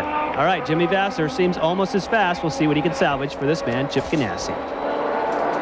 It has been pretty much a Ganassi team week, or a couple of weeks here at Michigan. Vasser on pole. Zanardi led much of the day. We'll be back. Vasser runs second to Parker Johnstone. Back at Michigan, Alex Zanardi walks away after receiving a hug from team owner Chip Ganassi. After leading more than half of the race, 134 laps to be precise, that plume of white smoke was the end of Alex Zanardi's shot at a possible $1 million here at the inaugural U.S. 500. Those shots coming from the Bud 1 airship and its eye in the sky camera, proud to provide you pictures from more than 1,000 feet above Michigan International Speedway, and we are very glad to have them. We'll be back to talk with Alex Zanardi about his continuing frustration, perhaps the fastest man in IndyCar who has yet to score significantly in a race. The young Italian, however, has a big future. We'll be back in a moment. Back at Michigan, the Mercedes-Benz safety car on the track with the field in tow. We are under our 9th caution of the day here at the U.S. 500. The record for caution flags in a 500-mile race here at Michigan International, 13, set in 1985, when Emerson Fittipaldi started 19th and finished first in the Marlboro 500 for his first IndyCar win. Down to Jan Bikas in the pits. Well, Alex Zanardi now has had the first smile that we've seen since he got here. I know that's awfully tough for you emotionally. You had this race covered. Chip Ganassi just told us that you guys had the best car, the best driver. What are your emotions right now? Well, it's the end of a wonderful dream. I was sure that today was my day, but apparently it wasn't. And it's really bad to wake up from a wonderful dream like it was in that way. But this is racing. I mean, I'm happy because we proved that we are a wonderful team. The old Target Ganassi Racing did a wonderful job. I had a beautiful car. I'm very happy because in the last 2 weeks I've been able to think about what we did, and I came back much stronger. I had the possibility to give the right information to make myself the best car, and I was driving very well. Didn't last till the end. All right, well, you have an opportunity now to watch the other Target Ganassi, Jimmy Vasser, try and take it home for you guys. Thank you, Alex. Let's get down to James Allen. Mark Blundell currently running now in 3rd place, basically because he's mastered the art of drafting, according to the team. Simply on power terms, he shouldn't be anywhere near where he is at the moment, but he's running strong because he's learnt that. But he had a drama on his last stop because the fuel valve stuck open at the top. Quite a bit of fuel spilled out the top, but luckily we didn't get a pit fire. Now the disadvantage of this means that he's going to have to do 2 more stops because they cannot carry a full load of fuel because of this stuck open valve. So Mark Blundell having his best run so far. We will see. All right, thanks very much. Parker Johnstone brings the car up to speed. The green flag waves. We are back under green conditions. 4 cars running nose to tail as we restart on lap 184. We have spent a total of 64 laps under caution today here at Michigan. There we see positions 1, 2, 3, and 4 in our picture frame right now. Parker Johnstone on the left of your screen, then Jimmy Vasser, followed by Mark Blundell and Greg Moore. There is Parker. There's the nose on that car. They had to replace the nose after he was involved in that crash that brought out the red flag before this race ever got underway. That's a fresh part. They slapped some decals on it, and away he went. There is Jimmy Vasser. He's gotten that car loosened up just a little bit after the last pit stop. There is Mark Blundell, having by far his best race as an IndyCar driver. Of course, it is only his 4th start following injuries suffered in the race at Rio de Janeiro earlier this year.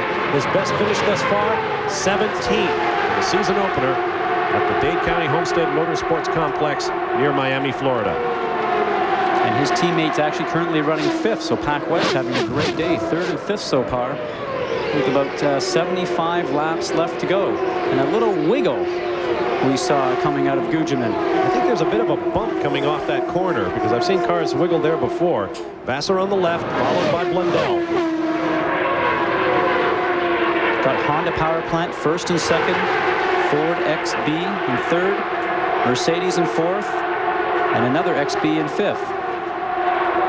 Surprisingly, XBs, no XDs to be seen. That's right, the XB being the later iteration of the Ford 2.65-liter turbocharged V8 for IndyCar competition. Incredible bits of technology. These engines built to such fine tolerances that they use few, if any, gaskets in them anymore. As many as 4,000 parts, 3 times as many as you'll find in your street car engine. Capable of extraordinary things, revving to maybe 14,000 revs, although not here in a 500-mile race. Tremendous horsepower from methanol, a renewable resource used as fuel in IndyCar. Now Johnstone has Vasser just up his gearbox. Vasser goes high and then drops back. We've seen this a little bit earlier today, that the high line is not what Jimmy seems to like. He likes to be able to go a little bit lower. That cost him a little bit of speed. Coming off of turn 2, Blundell had a look on the inside. The first time this year that Mark Blundell has really had an opportunity to come to grips with racing at the sharp end of the grid. Doing just a great job, though. Think about the time that he spent in the car, not a whole lot compared to how much testing these other guys have done. Maybe not so much so with Parker Johnstone, as they've had a rough start at the beginning of the season. And Blundell sneaks underneath Vasser. What a nice move right down to the line, going through turns 1 and 2. Probably a little bit surprising. I was a bit surprised because Vasser was able to get up alongside Johnstone but could never complete the pass. And I guess it wasn't because Johnstone was getting quicker, but because Vasser was getting out of it. You saw he bobbled just that moment, and Blundell was there to jump all over him and take 2nd place away. Great drive from Mark Blundell. Pac West guys have certainly had a bit of a rough start to the season also, so they're certainly probably just loving this, especially after Mark's accident back in Rio, where both he and I ended up getting hurt. The order behind these: Vassar runs third, Moore fourth, Gugelmin fifth, then Ribeiro, Herta, Christian Fittipaldi, Eddie Lawson, and Roberto Moreno. Fittipaldi, Lawson, and Moreno all 1 lap down. Here's Jan Bikus with more on Jimmy Vassar. As far as what's happening with Jimmy Vassar, remember that before, the time that he came in and put on more downforce on the car was because it did not work well in traffic. So when Blundell came up and took the air away from him, that's why he dropped back so quickly. At the moment, his car runs fast, but he struggles in traffic. The other Pac West car is on the move. That's Mauricio Gugelmin on the right, Greg Moore on the left. Moore is in fourth. Gugelmin trying to get around him. Ticking off the laps, 60 remaining in the inaugural running of the U.S. 500. The driver and car owner from the winning team will get their names inscribed on the 3-foot solid silver Vanderbilt Cup. And the winning driver will pick up a check for a minimum of $1 million. If Jimmy Vassar is the man to pick up that check, they can add 45 grand to the end of it, because he'll pick up the rollover Marlboro pole bonus for winning the race from the pole. And keep in mind, there are also contingency bonuses in here. There is lap money to be taken into account. The winners, in fact, all of the top finishers in this race are coming into a tremendous payday at the inaugural U.S. 500. Now, once again, Gugelmin taking the low line as he looks at the back of Greg Moore's Reynard. You know, when you think about this, we're around 200 laps. What a competitive race. The first guys, 1st to 6th, are all covered by about 3 seconds. Some great racing here, high and low, people trying each other, getting drafts. And what concentration the drivers have had to maintain all day. We had the big crash that brought out the red flag, 9 separate interruptions for yellow flags, having to learn all the new pit rules, and yet everyone doing a tremendous job. We expected attrition. It hasn't really been as bad as I expected it might be. 11 cars out of the race among the 27 starters, if you include Adrian Fernandez, who never really started the race after the damage suffered to his car in the red flag crash. 16 cars remain on the track. It's quite impressive, especially when you think that we're going 500 miles. And we've seen some great racing so far as we look at Greg Moore, who started 17th, who's already finding himself up to 4th, who's been in the hunt all day, just doing a great job. Probably just feeling his way after that 360-degree spin that he did coming off of turn 2. Let's not forget that. Greg Moore's day has been punctuated with a bit of excitement. Through turns 3 and 4. There's a look once again at Blundell with Vassar behind him. Ooh, Vassar closing up. Goes underneath with authority. A nice run off the D-center section of the track. Going into turn 1. A nice draft, timed it perfectly, dropped down, slid right underneath, and carried on through. Let's take another look at these passing maneuvers. Keep in mind, all of this going on at tremendous speeds, 225 to 230 miles per hour. This was Blundell taking the position from Vassar as Vassar came up on Parker Johnstone. See, Blundell's running the high line, carrying speed and momentum, cuts down low, and then he's going to take the air away from Jimmy as he slices up in front of him going down the back straight. Jan Bikus. Part of what you're seeing out on the racetrack is some people have stayed in 6th gear and other cars have gone to 5th gear. I can just update you on my half of the pit lane as far as the top runners. Parker Johnstone in 6th gear, Jimmy Vassar in 6th gear, as well as Andre Ribeiro. They will not put it down into 5th, which is the one that brings the revs up and they can really crank it. They will not do that till the very end. Mark Blundell, on the other hand, will have to check on that one as he's on the other extreme end of the pits. All right, thank you, Jan. Vassar and Blundell continue their battle over 2nd place. Now Vassar opening up a bit of a gap over the Englishman. Meanwhile, Parker Johnstone not far away. James Allen can add to this. Well, Jan, you raised the question. The answer's very simple. Mark Blundell using 6th gear as well. Back to you. All right, thank you, James. Parker Johnstone holds the fastest ever race lap in American competition. In fact, in world competition, 231.659 miles an hour. Set in the Marlboro 500 here at Michigan last year. Right now, he has the lead. Jimmy Vasser closing up just slightly. And now slower traffic. Hiro Matsusha. Parker Johnstone tried to use him to scrape Jimmy Vasser off his tail, but in fact Vasser gets a run at him, gets up on the high line. Parker got caught out in that one. Matsushita up in the racing line, going way too slow. Couldn't run the normal line coming off of 4. Had to drop down low, cut the RPMs. And look at Blundell run up. I wonder if Parker Johnstone has a problem. Well, just probably lost a little bit of momentum. As we're approaching lap 200, the last time we had a pit stop was on lap 163. So we got to be entering into our fuel window now, as we approached 198 to about 205. So very shortly, people are going to be coming in for what looks to be green pit stops under a green condition. And what a way to approach the climax of this inaugural U.S. 500, to make the last pit stop under green the last stop of the day. There's Christian Fittipaldi in the pits for what looks like an extended stop. 7 cars on the lead lap. Vasser, Johnstone, Blundell, Moore, Ribeiro, Gugelmin, and Herta. Marty Reed. Yeah, guys, we just passed the 200 lap mark. Keep number 213 in your mind. The longest fuel run that Parker Johnstone's been able to make has been 37 laps. So the magic number for them is they have to get to lap 210. So as of now, that's what they're hoping for. Andre Ribeiro and Greg Moore side by side, dicing over 4th position. Well, you have got to be impressed with this new generation of IndyCar drivers. Greg Moore, perhaps the youngest man out there, absolutely unflappable. He's been doing a great job today. Had a little bit of luck on his side when he went streaming through that big puff of smoke from the blown engine and just about scraped wheels with Christian Fittipaldi. It was one of the many adventures for Greg Moore today. Now Ribeiro down low, trying to get a run at him on the backstretch. Should get a good slipstream here and slip underneath and going into 3. And the Brazilian takes 4th place, dropping the Canadian back to 5th. Greg Moore still looking for that first win. Well, still looking in his first season in IndyCar racing. It will come soon. Ribeiro has won at Rio de Janeiro earlier this year. Parker Johnstone has never won. He finished 2nd at Long Beach this year, behind Jimmy Vasser. A very emotional 2nd place that was, not only for Parker, but for the whole team. And if he was to win here today, it would be a great lift for that Motorola team, who has struggled, like we talked about just a little bit earlier in this season.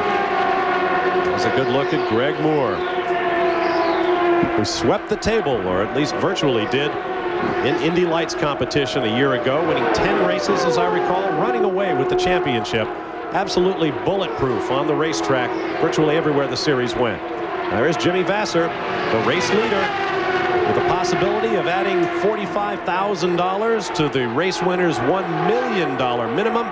Keep in mind, the series champion on the PPG IndyCar World Series picks up $1 million for the championship. Jimmy Vasser could earn that in one day here at Michigan.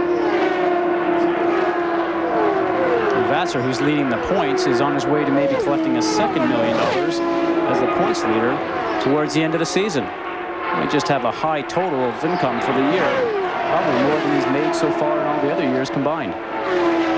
We are down to 15 cars. Reports from the pits, Stefan Johansson has suffered engine failure on his car. That rear wing on the car twitching under the tremendous loads, trying to produce downforce, coming up behind one of the Penske cars. Now you see the Ganassi crew in the pits, waiting for their man Jimmy Vasser. This is the all-important final pit stop as he comes up behind Paul Tracy. Now he slows to make his pit entrance. A green flag stop coming. Ooh, Parker Johnstone going by at a tremendous clip. Here comes the race leader. Parker Johnstone takes the race lead as Vasser pits under green, and Jan Bikas is there to greet him. At the moment, he has to keep his finger on the button, which will keep his car below. He locks the brakes up. He can't. Oh, man. For a moment, he thought that he wouldn't be able to stop on the marks, but he does bring it to a stop here. They're going for all 4 tires. They're not going to make a change. Remember that the fuel takes longer to flow at this particular point of time. They're waiting for the fuel. The tires are on. They have to wait. Now Jimmy Vasser is underway, lights him up, and this will be the last time we'll see him. 15.3 seconds.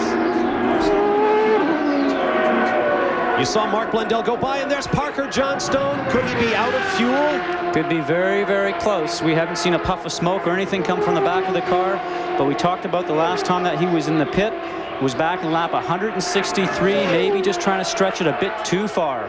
Down to Marty Reed. Oh, guys, these guys are just heartbroken. He ran out of fuel in turn number 3. That needed lap 213. They came nowhere near it, lap 208, and their chance of victory is just gone away. Oh, what a horrible break for this modestly budgeted team. He got so close to Jimmy Vasser. I thought for a minute Parker Johnstone might have been thinking about pitting along with Vasser, but just closed up too quickly. The visor is up, and you can see that helpless expression in the eyes of Parker Johnstone. Jan Bikas.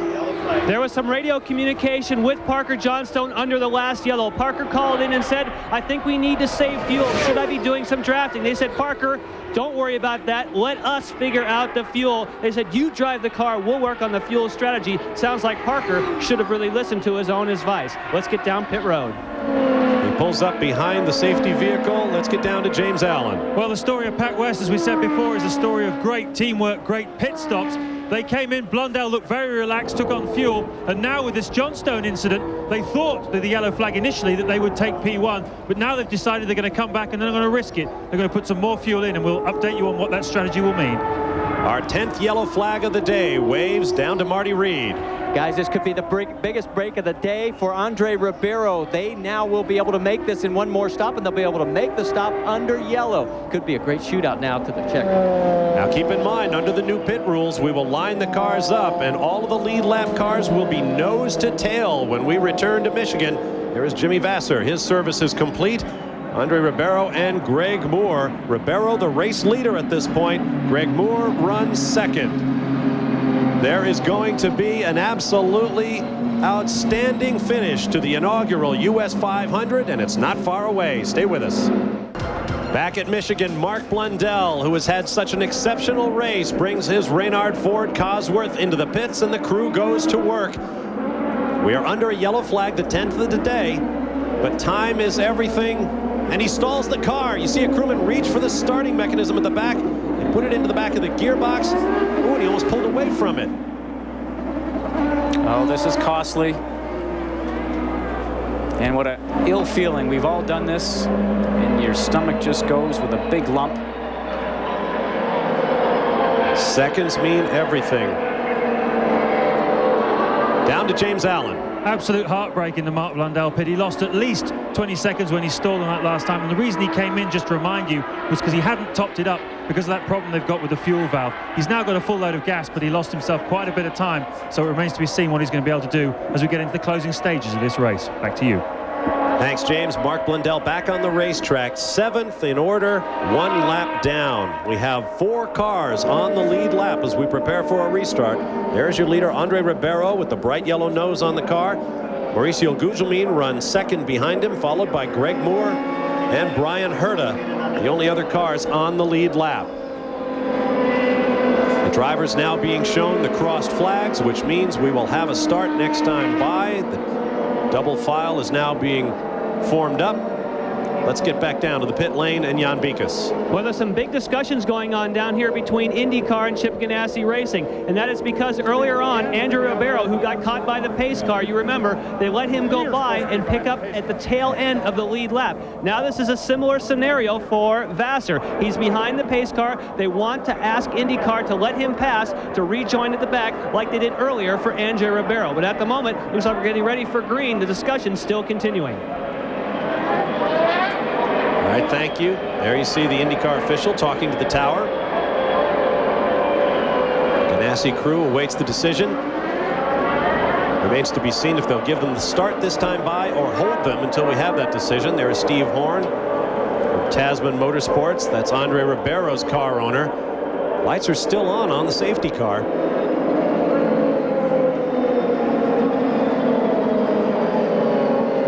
Blundell's problems continue. He pitted out of sequence. We are told that he will move to the back of the line as a result. There you see him following Gilles de Ferran in the bright yellow car. Excuse me, that's Hiro Matsushita behind de Ferran. We'll see where they slot Mark Mark Blundell in. Right now, I think he's just off to the left of your screen. He'll have to drop back. There he is. Dropping back. He'll drop onto the lower line. This new system may take a lap or two just to perfect, but I'll tell you, it's the greatest thing for the drivers who are all on the lead lap, which are 4, to come down to the start and finish line and take the green, especially this battle to the end of the event for the last 35 laps that we're going to have. No traffic in the way of any lap cars or anything of that nature. Very important when you're coming down to the restart. You know you're just going racing with a guy that's immediately in front of you or behind you. The pace car lights are now off. Looks like they're going to leave Vassar right behind the pace car. Parker Johnstone is to the left, so he's the lead of the lapped cars. Marty Reed has more from the pit lane. Well, things are getting interesting in Andre Ribeiro's pit. Just talked to Steve Horn. He confirmed for us. I said, you look awful concerned. I thought you had enough fuel. He says, tell you the truth, we really don't know because we lost telemetry early in the race. We've been doing all the calculations manually, and right now they're not quite sure. All right, thanks, Marty. Down to the line they come, and we are racing once again. Andre Ribeiro was at the front of the lead lap cars. Jimmy Vassar at the head of the lap cars, and there you see Vassar, who has rocketed into the lead, making up his lap. That puts him back on the lead lap. Parker Johnstone just behind him, but Johnstone shown in 10th place, 3 laps down after running out of fuel. So right now remains to be seen if in the laps remaining, we're working lap number 216 of 250, whether Jimmy Vassar can get around. He's on the lead lap. He may need right now more than anything is a yellow flag. And Brian Herta's car is moving slowly across the start-finish line as Vassar flashes down the backstretch. The running order is Andre Ribeiro, Mauricio Gugelmin, and Greg Moore. There you see Brian Herta crawling around. Interesting to note, on the engine front, we have a Honda, a Ford, and a Mercedes in the top 3 spots. This will be a big disappointment for Team Rahal. From our Honda Helicam, you watch the race leaders running in a bunch. That's what the new pit rules were designed to make happen. You saw Brian Herta down on the apron, continuing to creep around. I don't think he'll make it all the way around. We'll see if they throw the yellow flag to send. Yes, they do. We have a full course caution. Jan Bikus. I'm chasing Chip Ganassi down the pit lane. He's looking for Brian Herta's pit because he was going to have to ask them. He doesn't need to now, but he was going to ask for some assistance. Chip Ganassi was going to tell them, make sure that he actually stops on the racetrack. How's your heart? Praise the Lord.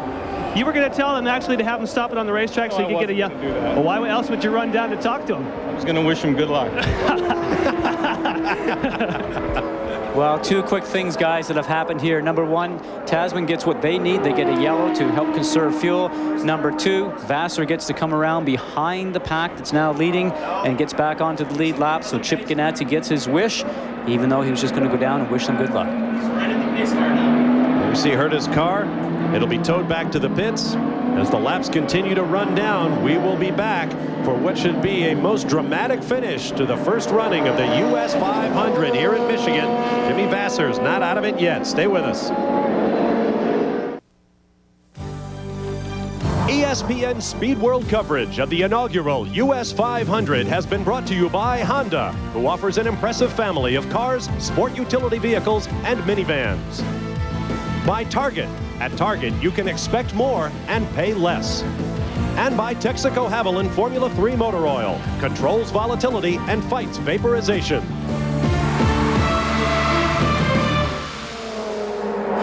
"31 laps remain in the inaugural running of the U.S. 500. We are under our 11th caution of the day. Here's a look at our race summary.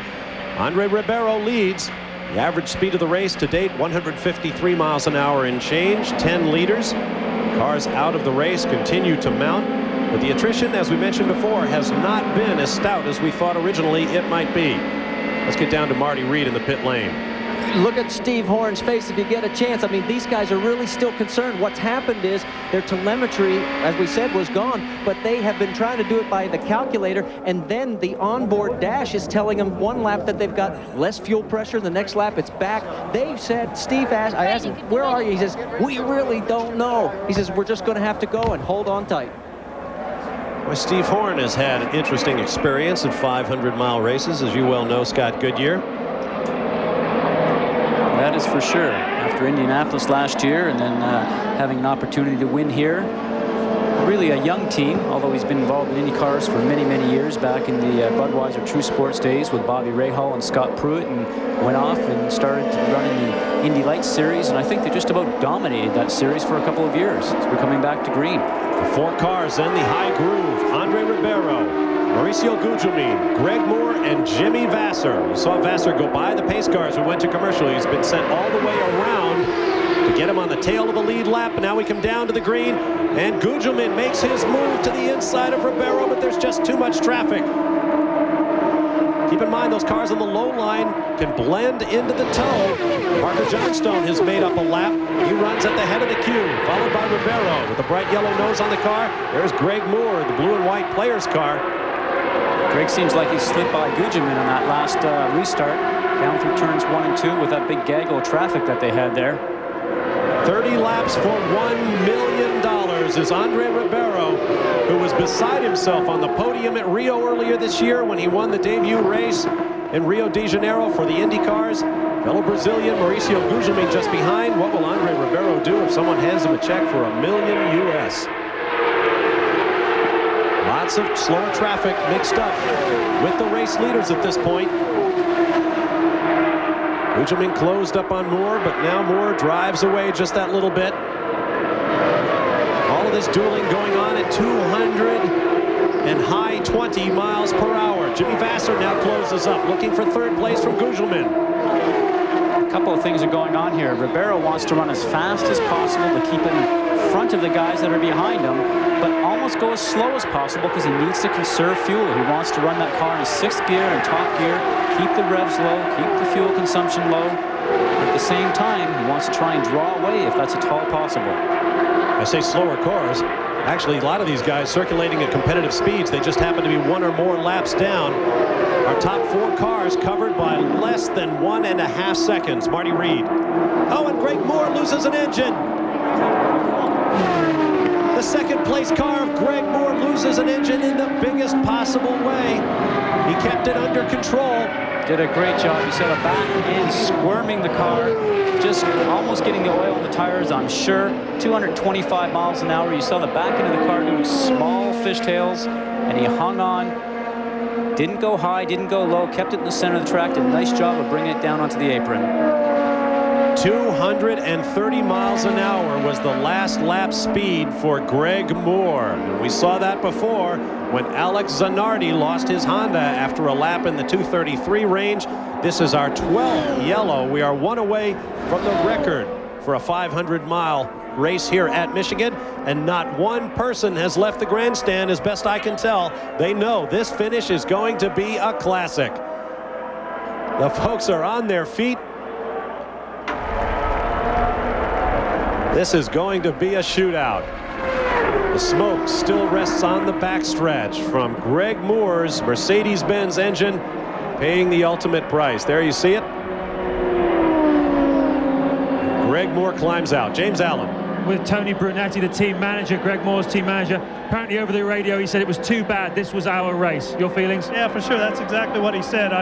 You know, all day we've just been waiting to race till the end, and you know, this was the time to go racing, and we were getting ready to do just that. Unfortunately, something in the motor let go, and you know, I think this race was probably ours. Well, bad luck. We'll hope to have a word with Greg in a second. All right, thanks very much. There you see. Boy, it hardly serves to call it a plume of smoke. That is the story of 500-mile racing. Twist your engine to all the revs you dare, but keep in mind what can happen if you stray to that red line too many times. You see Greg Moore looking a bit philosophical for a guy barely into his 20s, racing in one of the elite forms of open-wheel motorsport in the entire world. He knows that better days lie ahead. So our 12th caution, with 226 laps complete, leaves Andre Ribeiro in the lead over Mauricio Gugelmin, and there is still a lot of blue smoke in the air out there on the infield. Here's Marty Reed. Well, guys, right before Greg Moore's motor blew up, Steve Horn came right by me. He says, I still don't know where we're at, but we're going for it. We didn't come here to finish fourth. I looked at him just now. I said, do you have enough now? He says, well, we're breathing a little bit easier, but they still are concerned because they're getting so much false readings from their telemetry on the dashboard. So what they're reporting from the racetrack back here is really confusing them. Well, there you see Andre Ribeiro using every yellow lap to conserve fuel, down to Jan Bikus. Excuse me, to James Allen. I'm down here with Greg Moore. Greg, a very disappointed man, no doubt. You said it was your race. You must have felt that way. Yeah, I was really looking forward to this race. I mean, you know, the last half of the race, I made one little mistake. Car was lucky enough, you know, that we didn't have any problems with it. And, you know, good luck went our way for the first, you know, 2/3 of the race. And we just had one little problem here at the end. And motor broke, but it's 500 miles. It's tough on a motor. And, I mean, we saw a Honda brake, we've seen Ford's brake. And I guess now we've seen a Mercedes brake. What's been the secret today of running quick, do you think? Has it been drafting? How have you lived with the Hondas? Oh, really, it's just been, you know, going as fast as you can the whole race. I mean, we're doing 229, 228 mile-an-hour laps, and it's just unbelievably fast. Thanks so much, Greg. Bad luck. Thanks. I think Greg Moore has a bit of a problem with minimalization. He called that huge smoky spin we saw earlier a little problem, and now this tremendous plume of smoke from his Mercedes, also a little problem. Andre Ribeiro is up front. Here's Jan Bikus. A quick report from the Ganassi crew, in particular Jimmy Vasser. We talked to Julian Robertson, who was watching very carefully. He said, we're happy with the handling of the car, but it doesn't work well below 224 miles an hour if we get slowed in traffic. But if we can run faster than that, anything above 227, the car is happy. We think we can win this, but if we get slowed down, the car is very nervous. The faster, the better for Vasser. We're going to stay with this one all the way to the checkered flag. The green flag is in the hands of Jim Swintal. Down to the line they come. 3 drivers at this point still with a shot at the $1 million. Andre Ribeiro, Mauricio Gugelmin, and Jimmy Vasser attacks Gugelmin for second. Can he get it done? No. Tried the low line, wasn't able to get through. Maybe that's that traffic situation that we just heard them talk about. The key thing here is that Ribeiro's up front. Tracy's right behind him, obviously a couple of laps down, followed by Marino. But both Vasser and Gugelmin are going to have a couple of lap cars in between Ribeiro and themselves. Gugelmin with that little bit of breathing space before Vasser is back on the attack. Now Vasser goes low. Once again, doesn't have it when he gets down there in 1. Can't get it done. 20 laps left to go. They're not going to want to lose touch right now with Andre Ribeiro. One never knows if the Tasman team is being up front and telling you that they might have a fuel problem. I can't believe that they're thinking that they might have a fuel problem with this many yellows that we've had since they first reported that they were concerned about fuel. The field streams across the start-finish stripe. From behind Roberto Moreno comes Jimmy Vasser. As he continues to press Mauricio Gugelmin. Now Gugelmin with about a 15-car length advantage. Meanwhile, Andre Ribeiro up front is no doubt scanning in his mirrors. Behind this battle for the lead between Ribeiro, Gugelmin, and Vasser, Roberto Moreno, who's actually mixed up in that group, in 4th place, though he is a lap down. And Eddie Lawson, running very close to him, is in 5th place. So they're battling for position, which gives them a good reason to let it all hang out and not worry too much about where the race leaders are. Now Gugelmin making a move underneath Tracy. Although it's not a pass for position, it's a pass for a placement on the racetrack. Vasser looking for a way to come to terms with Mauricio Gugelmin. Jan Bikus has more on him. Of course, one of the ways to come to terms with him, Bob, would be to go to 5th gear instead of 6th. Though I asked that our team manager Tom Anderson, and he said, we are not going into 5th gear at the moment. We need to get closer. What a battle happening here. Vasser looking for any way he can get by, trying to take advantage of Tracy being a lap vehicle and trying to get underneath Gugelmin at the same time. Earlier, Vasser, they took some downforce out of the car, but it seems anytime he gets up close behind somebody, he loses that downforce. Maybe he's getting a little too loose when he's in the turbulent air behind someone in close quarters. Well, whatever it is, he's got to work with it now, because if they don't have another stop or another yellow, we certainly don't need fuel. These guys do not have any opportunity to come in, and you can see how the car twitches as he's trying to make it 3 high going into 1. What a great move. Not only does he get past Tracy, he also gets Gugelmin, and now he's into 2nd. Paul Tracy kept Mauricio Gugelmin occupied. Jimmy Vasser went around the long way and got it done. I thought it was going to get a little tight up there by the concrete wall. wall. But now there is nobody between race leader Andre Ribeiro and the pursuing car of Jimmy Vasser. Some great battles going on here. We saw in the back of that screen Roberto Marino trying to split the two cars although he's a lap down, and he got squeezed out and had to be pushed aside. All this going on at 230 miles an hour. 16 laps remain. 32 miles for $1 million for one of these drivers. Andre Ribeiro and Jimmy Vasser. Jan Bikas. When you saw that move with Vasser and all of a sudden he gained all that momentum, we wondered, did he drop it into 5th gear? Tom Anderson says no, they stayed in 6th. What he did was he built the momentum, he built the toe, and got a slingshot. And now he's trying to do the same thing to Andre Ribeiro, but they haven't gone into the killer gear yet. They're going to try and do it in 6th gear and not blow this Honda up. How many revs do you take by going 6th as opposed to 5th? Oh, every team is a little bit different, but I suspect here it could be anywhere from 250 to 350. But the key thing is that you certainly get a better run coming off the turn, a little bit more horsepower maybe coming down the straightaway, but you're also going up a little higher at max RPMs, and the Hondas might run somewhere around 14,000. But let's not forget, we're talking about Vasser. Andre Ribeiro has the Honda in there also, probably running in 6th gear. So when the time comes to go, maybe both of them will drop it down to 5th, and we're going to have a great battle on our hands. Vasser looking low as he continues to close the gap to Andre Ribeiro. Both men winners in this young IndyCar season. Two of the great young stars of IndyCar who have come here to Michigan for the inaugural running of the U.S. 500. And this is what it is all about. A fraction of a second between them, traveling at 230 miles an hour, reeling off the miles with a prize of $1 million waiting for one of them.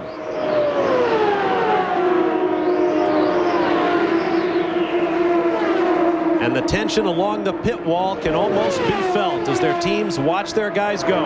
There are no more pit stops remaining for either man. It is completely in the hands of these two young drivers. There is Andre Ribeiro's crew. Steve Horn in the white cap. Engineers nodding at one another. Does anyone really know what's going on out on the racetrack at this time? Slower traffic down low as the race leaders come through, completing one more lap.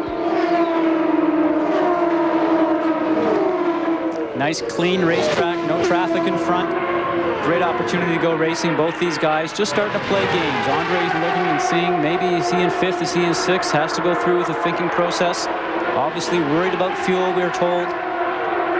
Vasser trying to get a slipstream, trying to maybe conserve fuel, run the car in 6th gear.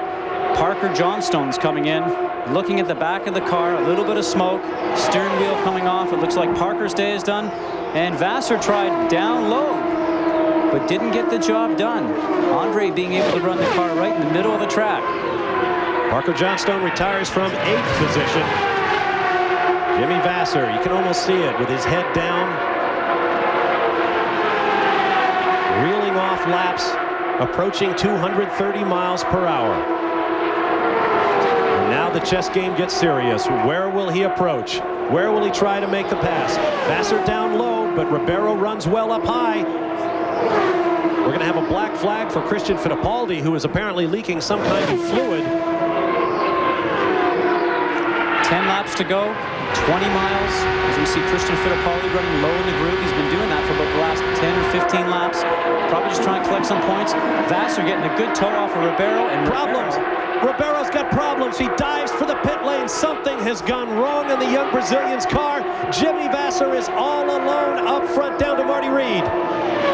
The fueling rig is out. It looks like all their telemetry was exactly screwing up their heads because they just didn't have any idea. It showed that he was down low. They put the fuel hose in. They're just going to give him enough to get going. He's back out, but the race is over. There is Chip Ganassi watching all of this unfold. Jan Bikas. Well, Marty, don't forget that when we talked to Steve Horn earlier, he said that because it was the spare car, they had no telemetry, so they did not really have an accurate reading other than what they could do with their calculator. So Ribeiro falls victim to the fact they don't have the latest electronics on the spare car. Once again, Lady Luck deserts Steve Horn and his team in 500-mile competition. Jimmy Vasser, remember, started from pole. There is Parker Johnstone. That's one of the crewmen on Parker Johnstone's car. Johnstone has vacated the machine. What a day they have had, with so much help from so many different entities to keep them in this race, and they had a shot at that $1 million. As the car smokes from the rear, Jimmy Vasser led 18 laps, took the lead back on lap 240, back down to Marty Reed. Guys, now the truth really comes out. Steve Horn just came by after the fuel stop. He says, I guess I can tell you now. He said, all day long we've been having a fuel pickup problem. It wouldn't get the last 10 gallons. We knew we had enough, but we couldn't get it into the motor. All right, thank you, Marty. Jimmy Vasser up high. The nearest car, Mauricio Gugelmin, is 3.3 seconds behind. And the laps continue to tick down. Next time by, there will be 5 laps remaining for Jimmy Vasser, the only current IndyCar driver to win a 500-mile pole and race in the same year at Michigan. Michael Andretti, who dropped out of this race with mechanical problems early on. That was back in 1987. There you see Mauricio Gugelmin running in second place, but he's dropping further back. He is now 3.9 seconds behind. Behind Gugelmin, Andre Ribeiro is in third, Roberto Moreno fourth, Mark Blundell fifth. Even if Gugelmin finishes second today, it'll be a great day for Pac West with a second and fifth place finish. Probably a little bit more than what they expected a couple of weeks ago when they qualified both cars and had difficulty qualifying in the middle of the pack.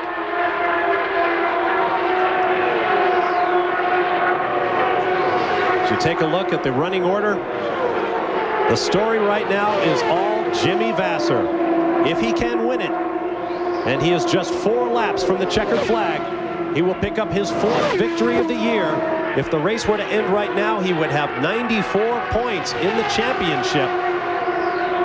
A stout lead over the second place of Al Unser, who at this point will total 58 points at the end of the day. So Jimmy Vasser in what could be the pivotal moment of the season for him in the first running of the U.S. 500.